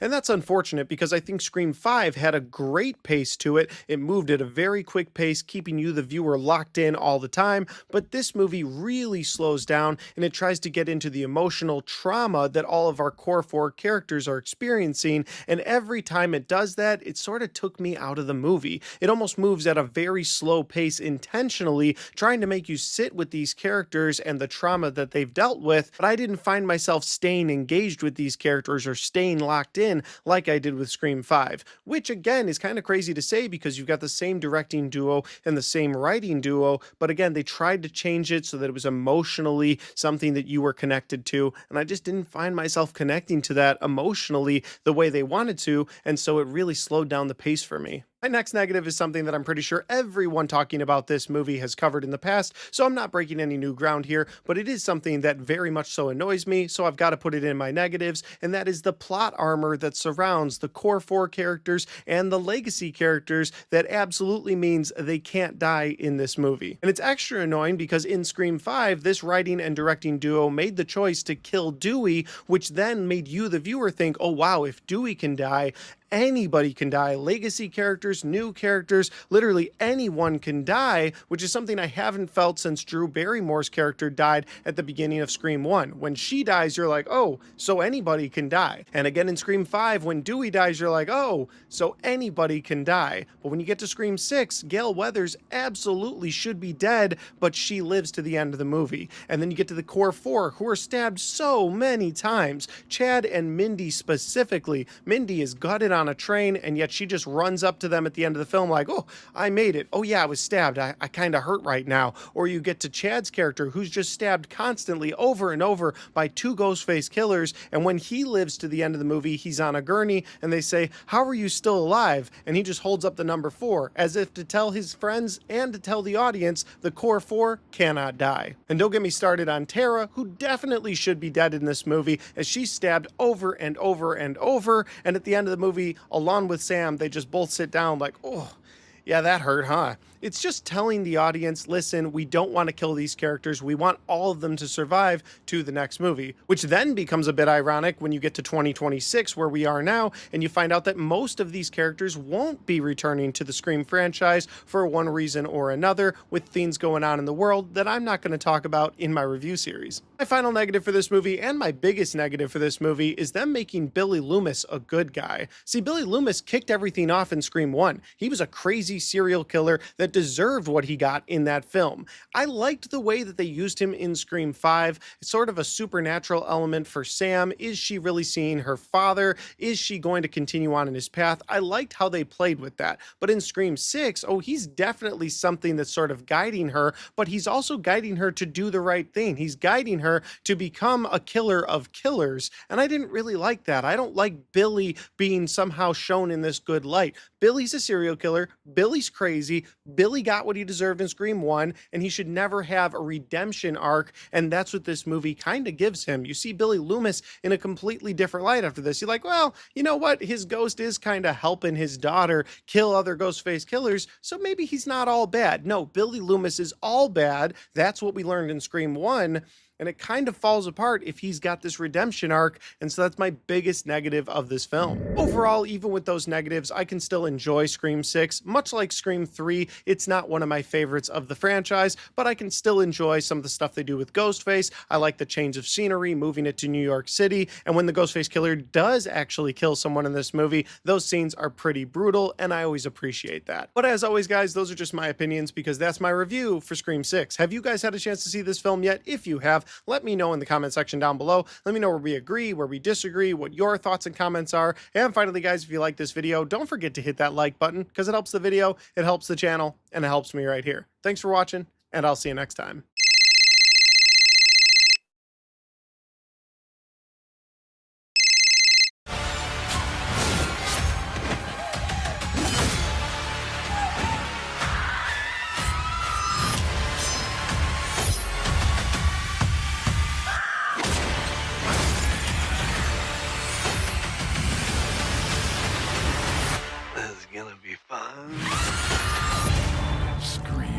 Scream 7 is the latest horror slasher flick to hit theaters. This film is, of course, the 7th entry into the Scream franchise, a franchise that I have loved for almost my entire life, because when I was a young boy, I remember watching over my dad's shoulder as he was flipping through channels on TV, and Scream 1 was on TV, and it was the moment where Sidney Prescott herself is in a closet, jumps out with an umbrella, stabbing Billy Loomis, and that was a pretty scary moment for me as a young child, but it always made me excited to watch those Scream movies in the future. Of course, eventually I would watch each and every one of the Scream movies, and I love those movies, so much in fact that Scream 7 is on my top 10 most anticipated movies list for 2026. And over the last month on this channel, I've been watching and reviewing the entire Scream franchise, so if you guys haven't had a chance to check out my thoughts on the other films, well, after you watch this video, I would love for you guys to check out my thoughts on all of the other movies in this franchise. That being said, this 7th installment is directed by Kevin Williamson, who of course had written several installments into this franchise before, but had never directed one of them, and how he got to the director's chair is a story in and of itself, and I'll try to keep that story brief, but essentially the directors known as Radio Silence, who had directed both Scream 5 and 6, walked away from the franchise after Scream 6, saying that they wanted a break, wanted to move on to other things, but the studio wanted to move full speed ahead with Scream 7, so they replaced those directors with the director Christopher Landon, who of course has directed some great horror films in the past, like Freaky and Happy Death Day 1 and 2. So with him involved in this franchise, I was excited to see what he was going to do with this new cast of characters that had been introduced to us in Scream 5 and 6, but then, after some social media outrage and some things that had happened with Melissa Barrera in real life, well, the studio decided to part ways with Melissa Barrera, leaving the franchise without its new main star. But it wasn't just Melissa Barrera who was out at this point, because a couple of short weeks later, we found out that Jenna Ortega had walked away from the Scream franchise. Now, she stated that that it was a scheduling conflict with other things she had going on, but a lot of people speculated it was to stand in solidarity with Melissa Barrera. So now your two main stars from Scream 5 and 6, sisters in those movies, are now out of the franchise. And then Christopher Landon announced that he was also walking away from Scream 7 because some absolutely ridiculous people sent him death threats to not only Christopher Landon, but also his family. And he didn't want to be part of that toxic Scream 7 atmosphere. So now the director had walked away from the franchise. And that is how we have made our way to Kevin Williamson finally directing a Scream film. Now, I'm not happy about why Christopher Landon felt that he needed to walk away from the franchise. I'm not happy about the way the studio parted ways with Melissa Barrera and eventually Jenna Ortega, but because of all of that, we now have Kevin Williamson in the director's chair, and we are going back to Neve Campbell, who had been left out of Scream 6 over a payment conflict. Essentially, she wanted to get paid more, and the studio said, no, we've got new stars in the franchise. Well, now those new stars are gone. So in comes Neve Campbell as Sidney Prescott once again. So with Kevin Williamson in place as the director and the old main cast returning as the new main cast of Scream 7, well, all the pieces were in place. And the only question I had at this point was Kevin Williamson the right person to pick to be the writer and director? Well, let's do the review for Scream 7. So Scream 7 opens up in Woodsboro at the Mocker House. Well, not the Mocker House anymore. Now it's the Mocker Airbnb, because someone bought Stu Mocker's old house and they turned it into an Airbnb attraction, which is really dark when you think about it, because in the Scream universe, the Mocker House is a place where people have been murdered by Ghostface killers and where Ghostface killers have also been killed. But like I said, our story opens up at the Mocker Airbnb when a couple pulls up to the house. They put the code in the door, they get the key, and you can tell that the guy is super excited about this experience, where the girl he's with is just kind of along for the ride. She doesn't find it very entertaining because this is a place, again, in their universe where people have really died. They make their way into the house, and the house is all decked out in Ghostface paintings, portraits, there's masks, knives, all kinds of things all over the house, making it an experience for fans of these horrible tragedies. And so as they're getting settled in, you find out there's an actual Ghostface killer in the house. And I don't feel like this is spoiler territory because all of this is in the trailer. I promise this is a no spoilers review. I will not spoil anything big within this film. But a couple of Ghostface phone calls later, and this couple is taken out by the new Ghostface killer, who then burns Stu Mocker's house to the ground. After this gory and fiery opening to Scream 7, we are then transported to where the rest of our story will take place, the fictional town of Pine Grove, Indiana. And as someone from Indiana, I think it's really cool that Indiana's getting some love in a Scream franchise. More on that in my positives. But from there, we're reintroduced to Sidney Prescott, who now goes by Sydney Evans, as she married her husband Mark Evans, and Mark is played by Joel McHale. And Mark is a police officer in Pine Grove, and it makes a lot of sense that she decided to marry a guy in law enforcement, someone who could protect her from a potential Ghostface killer down the road. But they're not living alone. They have children. Of course, we've seen some of her younger children in Scream 5 as she was pushing them in a stroller. They are at grandma's house for the duration of this film, but their teenage daughter, Tatum Evans, is living in the house with them for the duration of this film, and Tatum is played by Isabel May. And if you're a big fan of the Scream franchise, the name Tatum might seem familiar because Tatum was the name of Sydney's best friend in Scream 1, the friend that got dragged up by that garage door when she was murdered by one of the Ghostface killers. So she was named after Sydney's best friend, and that really plays into some of the emotional balance of this film between Sydney and Tatum. But with a new Ghostface killer on the loose, you know where this story is going to go. Eventually, the Ghostface killer will show up on Sydney's doorstep, but this time it's done a little bit differently. See, this time the Ghostface killer says he's not hiding behind a mask. Once that reveal happens early on in this film, well, that is when this story goes in a crazy direction that I don't want to spoil, so I will just leave my thoughts on the synopsis of Scream 7 right there. You now have the setting of Pine Grove, Indiana. You have Sydney and her daughter Tatum. You have her husband Mark, and you have Gail Weathers coming back to town once she hears that there's a Ghostface killer,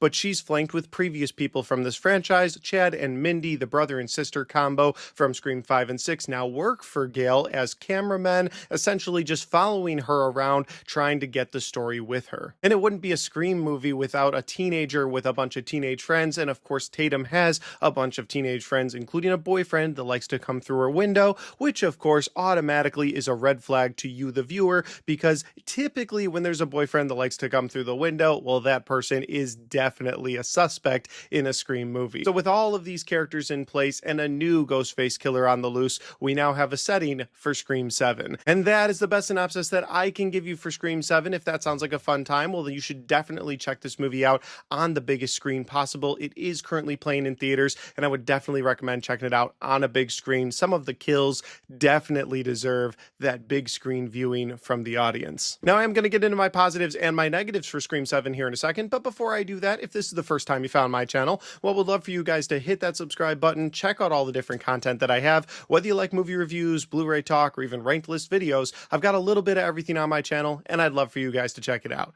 All right, let's get into my positives and my negatives for Scream 7. I'm gonna burn it all down. Mother!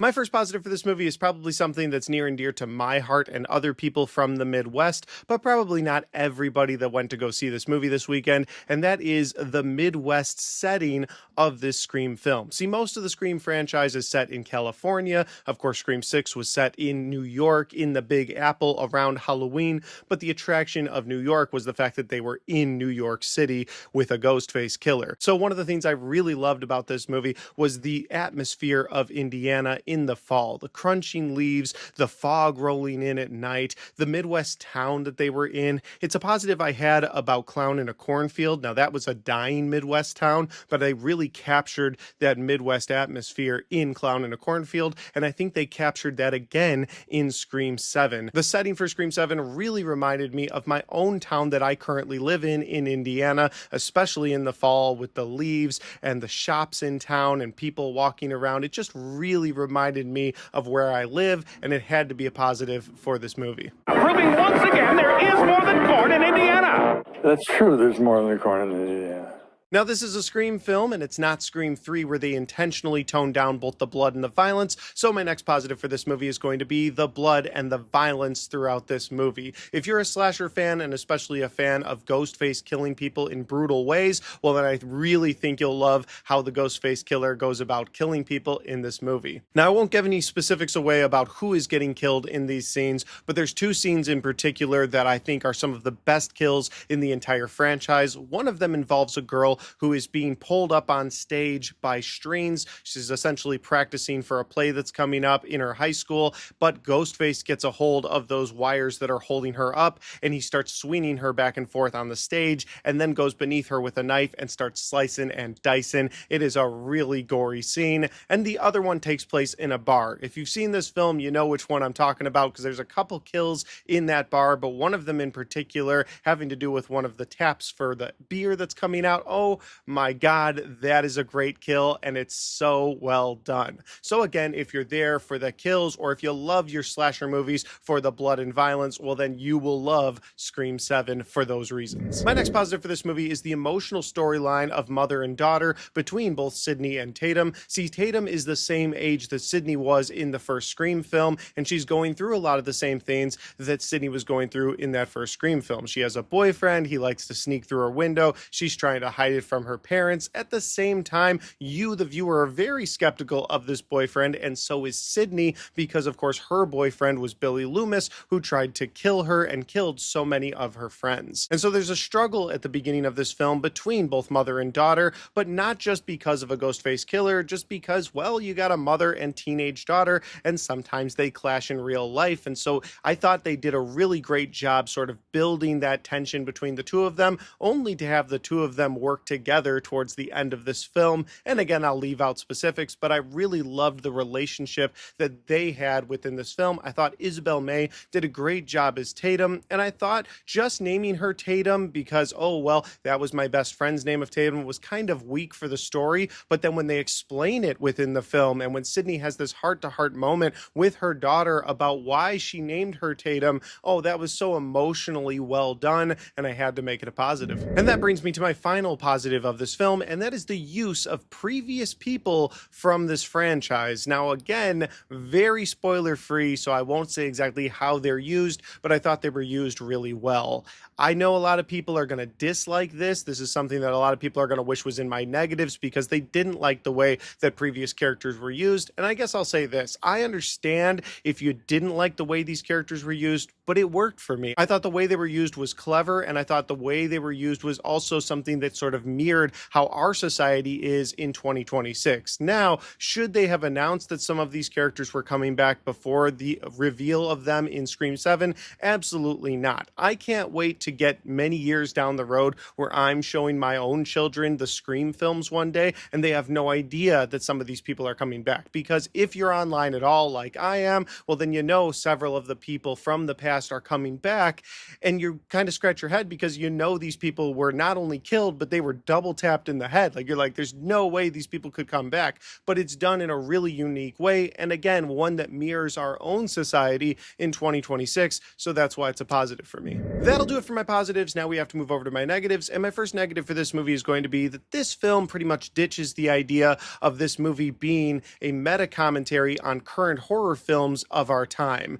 Now, it is a meta commentary on society in 2026. I just talked about that in my previous positive, so if that's enough for you, I guess that'll work for you. But I've always loved how the Scream films would talk about current horror films, how current horror films shaped Scream 7, and this movie really gets away from that. Of course, Mindy is the resident movie nerd of the group, and at one point in this movie, she does try to talk about how this Scream story is nostalgia for the audience, but then she's quickly cut off by Chad talking about, hey, we're not going to do that this time around, and then they move on. They don't really go into horror movie rules of our time. They don't go into meta commentary on other horror movies that are impacting themes in Scream 7, and that was a bit disappointing. Yes, they did quickly get out, oh, well, this time around it's all about nostalgia, and Scream 7 really is all about nostalgia, but it's just so quick and it's so brief, and they just move past it so quickly that it's a negative for me. I like when they live in the meta horror commentary genre with a Scream film, and this film, it just didn't do that for me. My next negative for this movie is something that I had a negative for in Scream 6,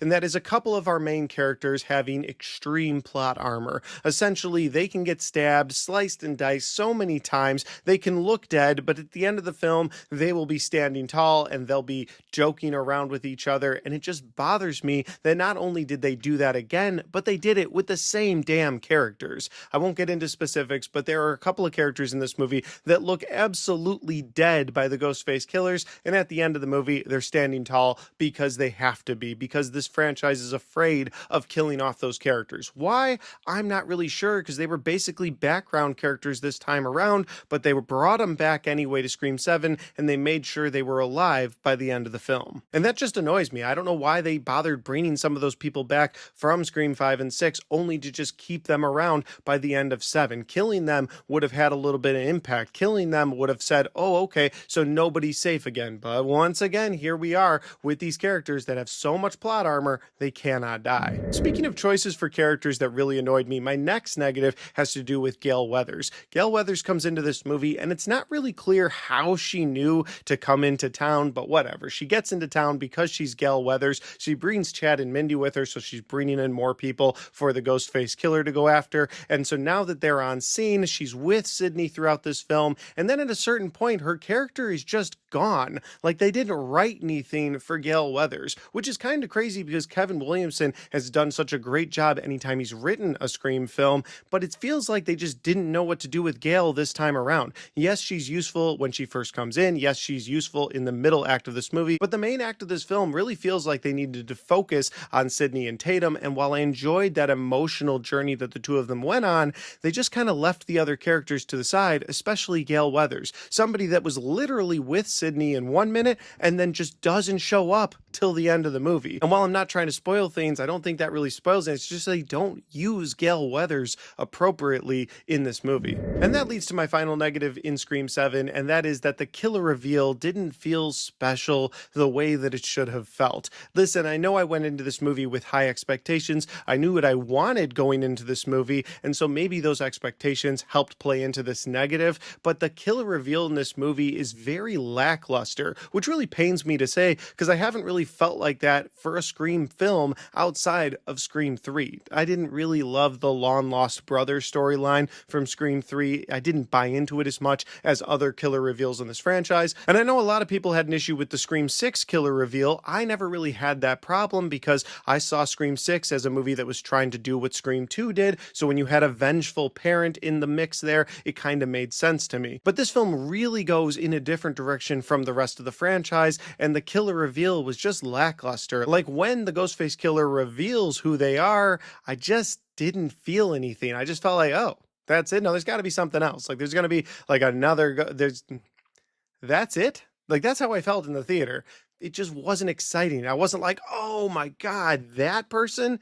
I didn't feel that. And I have felt that in the Scream franchise. I have felt that in films that Kevin Williamson himself has written. So I know he can give us a great killer reveal, and it just wasn't great. It was what it was. It was like, oh, all right, well, killer reveal. Okay. And I really don't feel like that's how I should feel at the killer reveal of a Scream movie. That's always supposed to be the big moment of the film. That's something where when you watch it in the future with someone who hasn't watched it, you put it in and you wait for that moment just to get their reaction. Somebody that they didn't see coming that actually matters to the plot of the film, not what we get in Scream 7. And that is the most spoiler-free way that I can frame that. Hopefully I didn't give too much away with my thoughts there. Overall, I had a good time with this movie, not a great time. There were some things that I really enjoyed. The positives that I had for this movie are really strong, but I also feel like the negatives I have for this movie are equally as strong. I've always looked at the Scream franchise as a franchise that has great entries in it and good entries, no bad entries. And so I think this film continues that trend, but I would put Scream 7 more toward the good entry side of the Scream franchise rather than the great entry. Something that I can rewatch in the future, something that does have some very redeemable qualities about it, like the kills, like the Indiana atmosphere, the character development of both Sydney and her daughter. Like, I thought all of that really worked for me, but again, my negatives are very strong in this film as well. So while I wouldn't call this a bad movie, I wouldn't call it a great movie either. I would say Scream 7 is a good film. Would I recommend Scream 7 to you guys in theaters? Well, if you're a big fan of the Scream franchise, definitely check this out on the big screen. If you're a big fan of slasher horror flicks, then definitely check this out on a big screen. If you're just a casual fan, maybe you're not a big fan of the Ghostface killer idea, well, then you could wait for this one on streaming, and I think you'd have a fun time with it. But as always, guys, those are just my opinions because that's my review for Scream 7. Have you guys had a chance to see this film yet? If you have, let me know in the comment section down below. Let me know where we agree, where we disagree, what your thoughts are, and of course, we can talk spoilers in that comment section. And finally, guys, if you like this video, don't forget to hit that like button because it helps the video, it helps the channel, and it helps me right here. Thanks for watching, and I'll see you next time.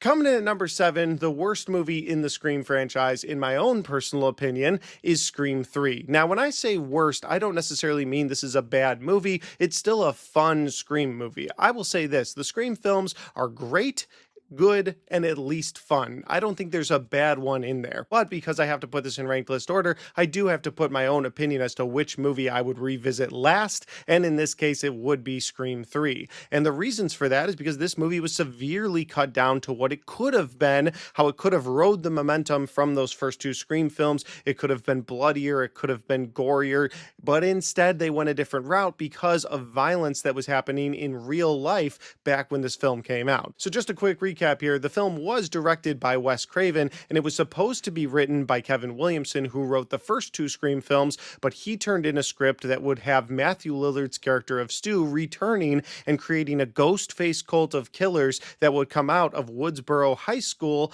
and then because of real life tragedies that happened, they decided to shift completely away from Kevin Williamson's script, get rid of Stu Macher coming back, get rid of the idea of having it in a high school. In fact, this movie would move to Hollywood on a set of a film where a serial killer would be killing different actors in a stab movie. And that is such a downgrade from where we were in the franchise and what we could have gotten in this installment. I know there's a lot of nostalgia for this movie, or what I like to call recent nostalgia, because up until a couple of years ago, I think everyone agreed that, hey, yeah, Scream 3 is the weakest in the franchise.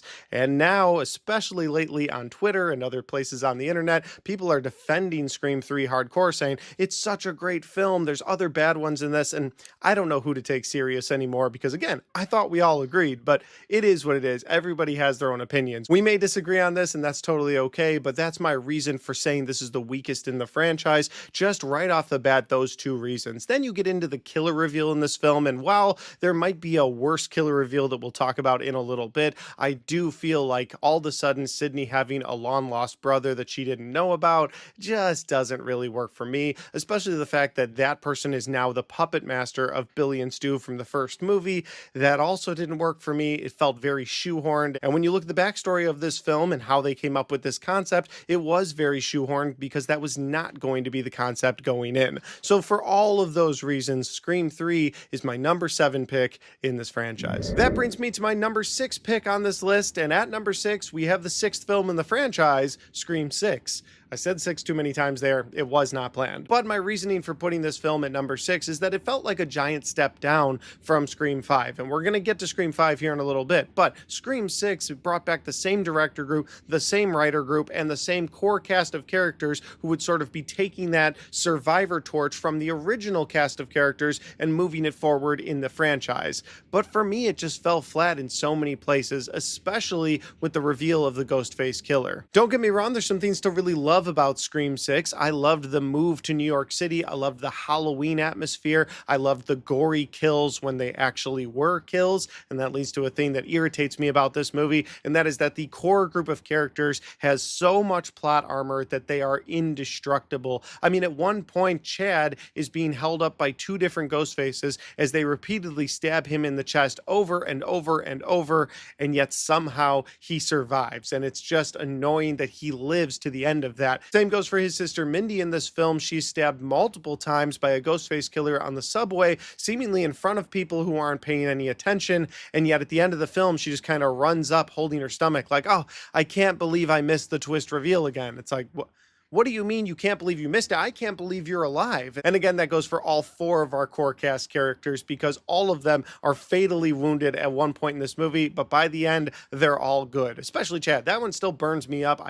Why have him stabbed in such a brutal way by 2 killers at the same time, fall to the floor, and then they're just like, he's fine. He's on a stretcher. He'll be all right. He has oxygen. He's fine. So while there are some things to love about Scream 6, I do think there's enough negative you can pour into that movie that makes it my number 6 pick on this list. At number 5, we have the most recent release in this franchise, and that would be Scream 7. And I'm going to get into some spoilery details here, so you've been warned in case you haven't seen Scream 7 yet. If you want my spoiler-free thoughts, well, that would be my review for this. But in this ranked list, I am going to go into some spoilers here for Scream 7. Again, you've been warned. On the positive side of this movie, I love that Neve Campbell came back to supposedly getting paid what she was worth this time around, and I was very happy for her. Of course, she was in Scream 5, but she wasn't really a main character. She was mostly just passing the torch to the new cast of characters. She was completely out of Scream 6 due to a money conflict. She didn't think she was being paid right, and then Scream 7 happened, and after all of the drama in this franchise, they ended up bringing her back, and again, I'm assuming they paid her what she was worth. So I'm happy she returned to this franchise, and I was happy she was back as the main character of Sidney Prescott once again. Another great positive for this film were the kills. I think this film has some of, if not the best kills in the entire franchise. With the opening kill being great, that guy gets a knife right through the side of his head. You see his eyes bulge out, and then the girl who just a couple minutes earlier said, man, I would hate to get burned alive. She gets stabbed so many times and then lit on fire with Stu Macher's house. It's a really nasty kill. And then we move on to the wire kill, which has this girl who's on wires just performing for a play, and Ghostface is right beneath her just slashing her as she goes back and forth until her guts spill all over the stage. And then finally, the best kill in this movie, and maybe even in the franchise, takes place inside of a bar next to some beer taps. If you have seen it, you know what I'm talking about. It is a great kill, and I just love the way that they use those kills throughout this film. But ultimately, this movie is number 5 on my list because while it had great kills, and while I was happy to see Sidney Prescott back and be one of the main characters, this movie had so much potential going in with the return of Stu Macher. Matthew Lillard himself returning to the franchise. It was announced, his name was on the poster, you heard his voice in the preview, you saw him physically in the movie with scars on his face, and it was so great that Matthew Lillard was able to return to this film and return to this franchise, but the potential was completely wasted by making the meta commentary of this movie AI and ultimately making Matthew Lillard's character of Stu Macher just another AI, which leads to one of the most disappointing killer reveals in the entire Scream franchise. The fact that you had absolute nobodies within this film become the twist reveal killers. I mean, one of the killers you see at the end, he pulls his mask off and you're like, oh, that's the guy I saw for 2 minutes of runtime. Yeah, it makes sense that they made him the killer.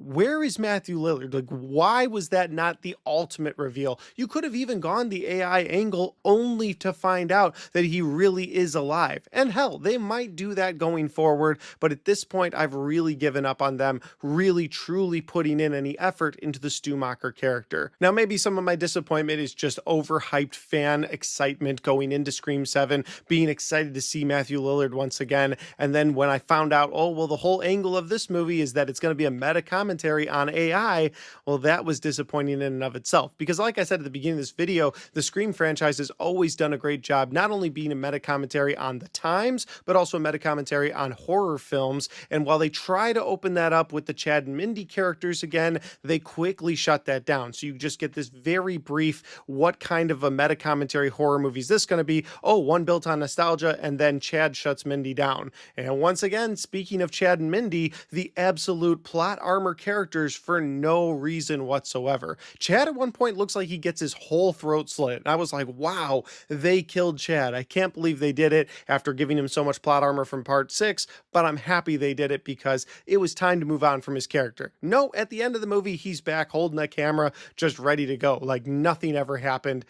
And once again, we get plot armor characters. So there was a lot of frustrating, disappointing things out of Scream 7, but I do think that the kills were great enough to put this at number 5 on my list, put it over part 6, and put it over part 3. That brings us to number 4 on this list, and at number 4, we have Scream 4. This film would be Wes Craven's final entry into the Scream franchise, and unfortunately his final film before he passed away just a couple of years later. But this film served as sort of an end cap for Wes Craven's vision of the Scream films. We got to catch back up with that original trio of survivors, and while Scream 3 had sort of closed off that original trilogy with a whimper, I felt like Scream 4 came back even deadlier. You had new technology introduced to this film because the film was adapting with the times like good Scream films do. So you had people with GoPro cameras, you had a couple of characters that were really invested in making a movie, which made them suspects from the start, and while one of them did turn out to be one of the killers, another one of them wasn't a killer, and so that kind of split those two people up and made you, the viewer, wonder, okay, well, who's the other Ghostface killer going to be? And that other Ghostface killer, of course, turned out to be Sidney's niece. And while we've seen family come after Sidney before with her brother in part 3, I didn't feel like Sidney's niece was completely out of left field because, of course, she would have been a lot younger in some of the other Scream films, or maybe even not around at all, since Sidney's niece is in high school at the time of this film. And so it makes sense that by the time we catch back up with these characters, that now she has this niece who's obsessed with the Ghostface killers and has become one herself. She wants all the spotlight on her because the way she looks at Sidney's story isn't tragic. She looks at it like, wow, she got all of this fame. So there was great motivation for the Ghostface killer. There was great motivation for one of the other killers as someone who wanted to make a Ghostface film himself. And like I said, this film served as a very nice end cap to Wes Craven's vision for the Scream franchise. Of course, after he passed away, the film would go to other directors.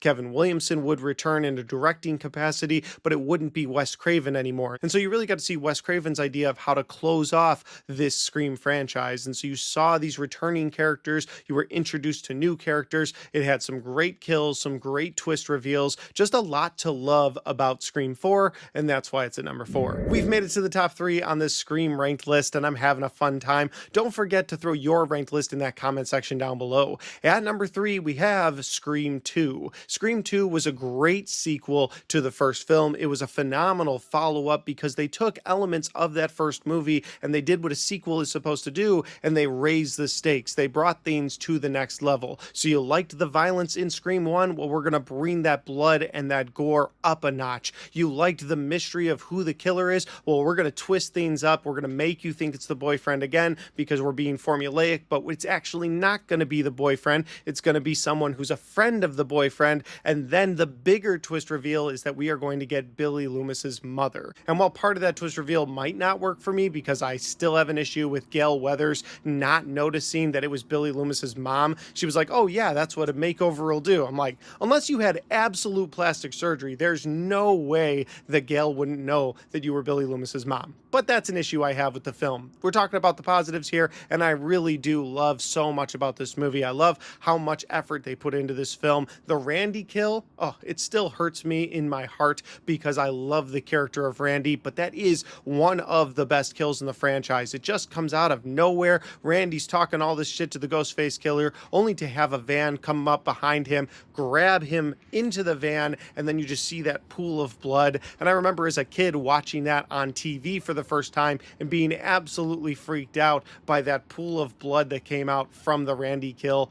It's a great kill. I also love that they moved this from high school to college. It gave it a new, fresh setting, something that the Scream franchise is known for, and they do a good job with it. Even though I'm not the biggest fan of Scream 3, I did like that it was in a different location, and they do that with each of these films. They're either in Woodsboro, or they're at a college, or like in Scream 7, they've completely moved things to Indiana. So I like that this franchise can do that, and Scream 2 sort of set the pace for that. It said, okay, we had these characters, they were in high school, but now they've graduated, and they've moved on to college, and now we have a college campus killer instead of a high school killer. It's very adjacent from that first movie. It feels familiar, but it also feels fresh. And yes, I guess I do have that gripe with Gail not noticing that it was Billy Loomis's mom, but other than that, I really love this movie. I think it did everything it needed to. It is not as good as Scream 1, but I don't think anything in this franchise is better than Scream 1. Spoiler alert for my number 1 pick. And that, of course, brings us to number 2, which might be my most controversial pick on this list, and that, of course, is Scream 5. And I know a lot of people are going to be like, I can't believe you put Scream 5 over Scream 2, but this is just my list. And I love what they did with Scream 5. I love how they did an almost perfect requel, and that would be a reboot, but a legacy sequel at the same time. Treating the previous movies with all the respect in the world, bringing back legacy characters that you would also treat with all the respect in the world, but introducing us a new cast of characters. And while I would get annoyed with how they treated those characters in part 6, I think in part 5, they all work so very well. Scream 5 also copies the formula of Scream 1 almost entirely, and maybe that's another reason I love it so much, because I love Scream 1 so much. But in the opening moments of this movie, you have a girl home alone. Of course, that's Jenna Ortega's character. She gets a phone call only to be stabbed by a Ghostface killer, but instead of dying, she actually lives, which then draws her family and friends to her. So now the Ghostface killer has a lot of people to go after. Speaking of the Ghostface killers, again, it was a bit formulaic because they were copying what Scream 1 had done, but they did it so damn well. Yes, you had the boyfriend as one of the killers, just like in Scream 1, but the boyfriend, played by Jack Quaid, did such a great job. And then Mikey Madison, Oscar-winning Mikey Madison, did such a great job as the sort of Stumacher, unhinged Ghostface killer. And of course, I loved how both of those killers met their ultimate demise.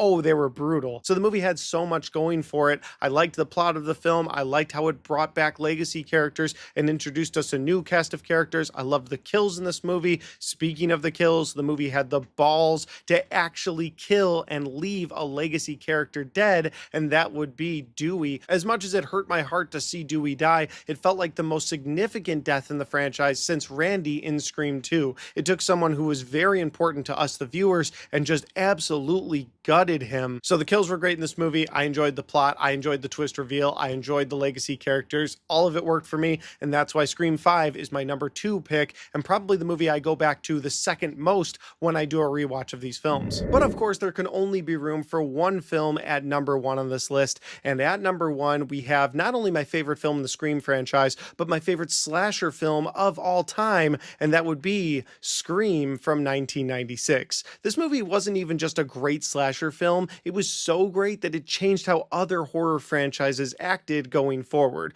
For instance, the Halloween franchise had been going strong since 1979, yet when Scream came out, they were like, well, you know, we could take Michael Myers and put him in like a high school and chase high school students. That's what people want to see. Look what Scream did. Like, so Michael Myers should do that next with H2O. And while that movie brought back Jamie Lee Curtis, the focus really was on the high school students because of what Scream had brought to the table. But looking at the film itself, you've got this great creepy mask for the Ghostface killer. You assume it's one person throughout the movie. You're wondering if it's the boyfriend. Could it be the boyfriend's best friend? Could it be a completely unknown killer like we had seen in other slasher movies in the past? But what it turned out to be was two of our main characters, two people in Sydney's group of people that she trusted, not only going after her, but killing her mother and killing so many other of her friends. And it's such a great twist reveal. And of course, this movie is brutal, starting with a kill that nobody could have seen coming in 1996. And that was Drew Barrymore, who was on the poster of this movie, being killed in the opening moments, just being absolutely gutted and hung from a tree. And that was shocking in 1996, and it's still just as shocking when I watch the movie now. Scream had great performances throughout, great kills throughout. It was a great slasher while also being a great whodunit thriller film. There were so many elements that were well executed in this film, and of course we have Wes Craven's directing and Kevin Williamson's writing to really thank for this first film. It did so much, not just for the Scream franchise, which would end up spawning 6 more sequels as of this recording. Movies like The Faculty and Halloween H2O were direct results of Scream from 1996. There's so much to love about the Scream franchise, but of course so much of that love can be traced back to the greatness that is Scream from 1996. And that's why Scream is my #1 film in the Scream franchise, and just for the record, it is my favorite slasher of all time. And guys, that's my list. Those are all the Scream films ranked from worst to best in my own personal opinion. Like I said before, don't forget to throw your list in that comment section down below. And finally, guys, if you like this video, don't forget to hit that like button because it helps the video, it helps the channel, and it helps me right here. Thanks for watching, and I'll see you next time.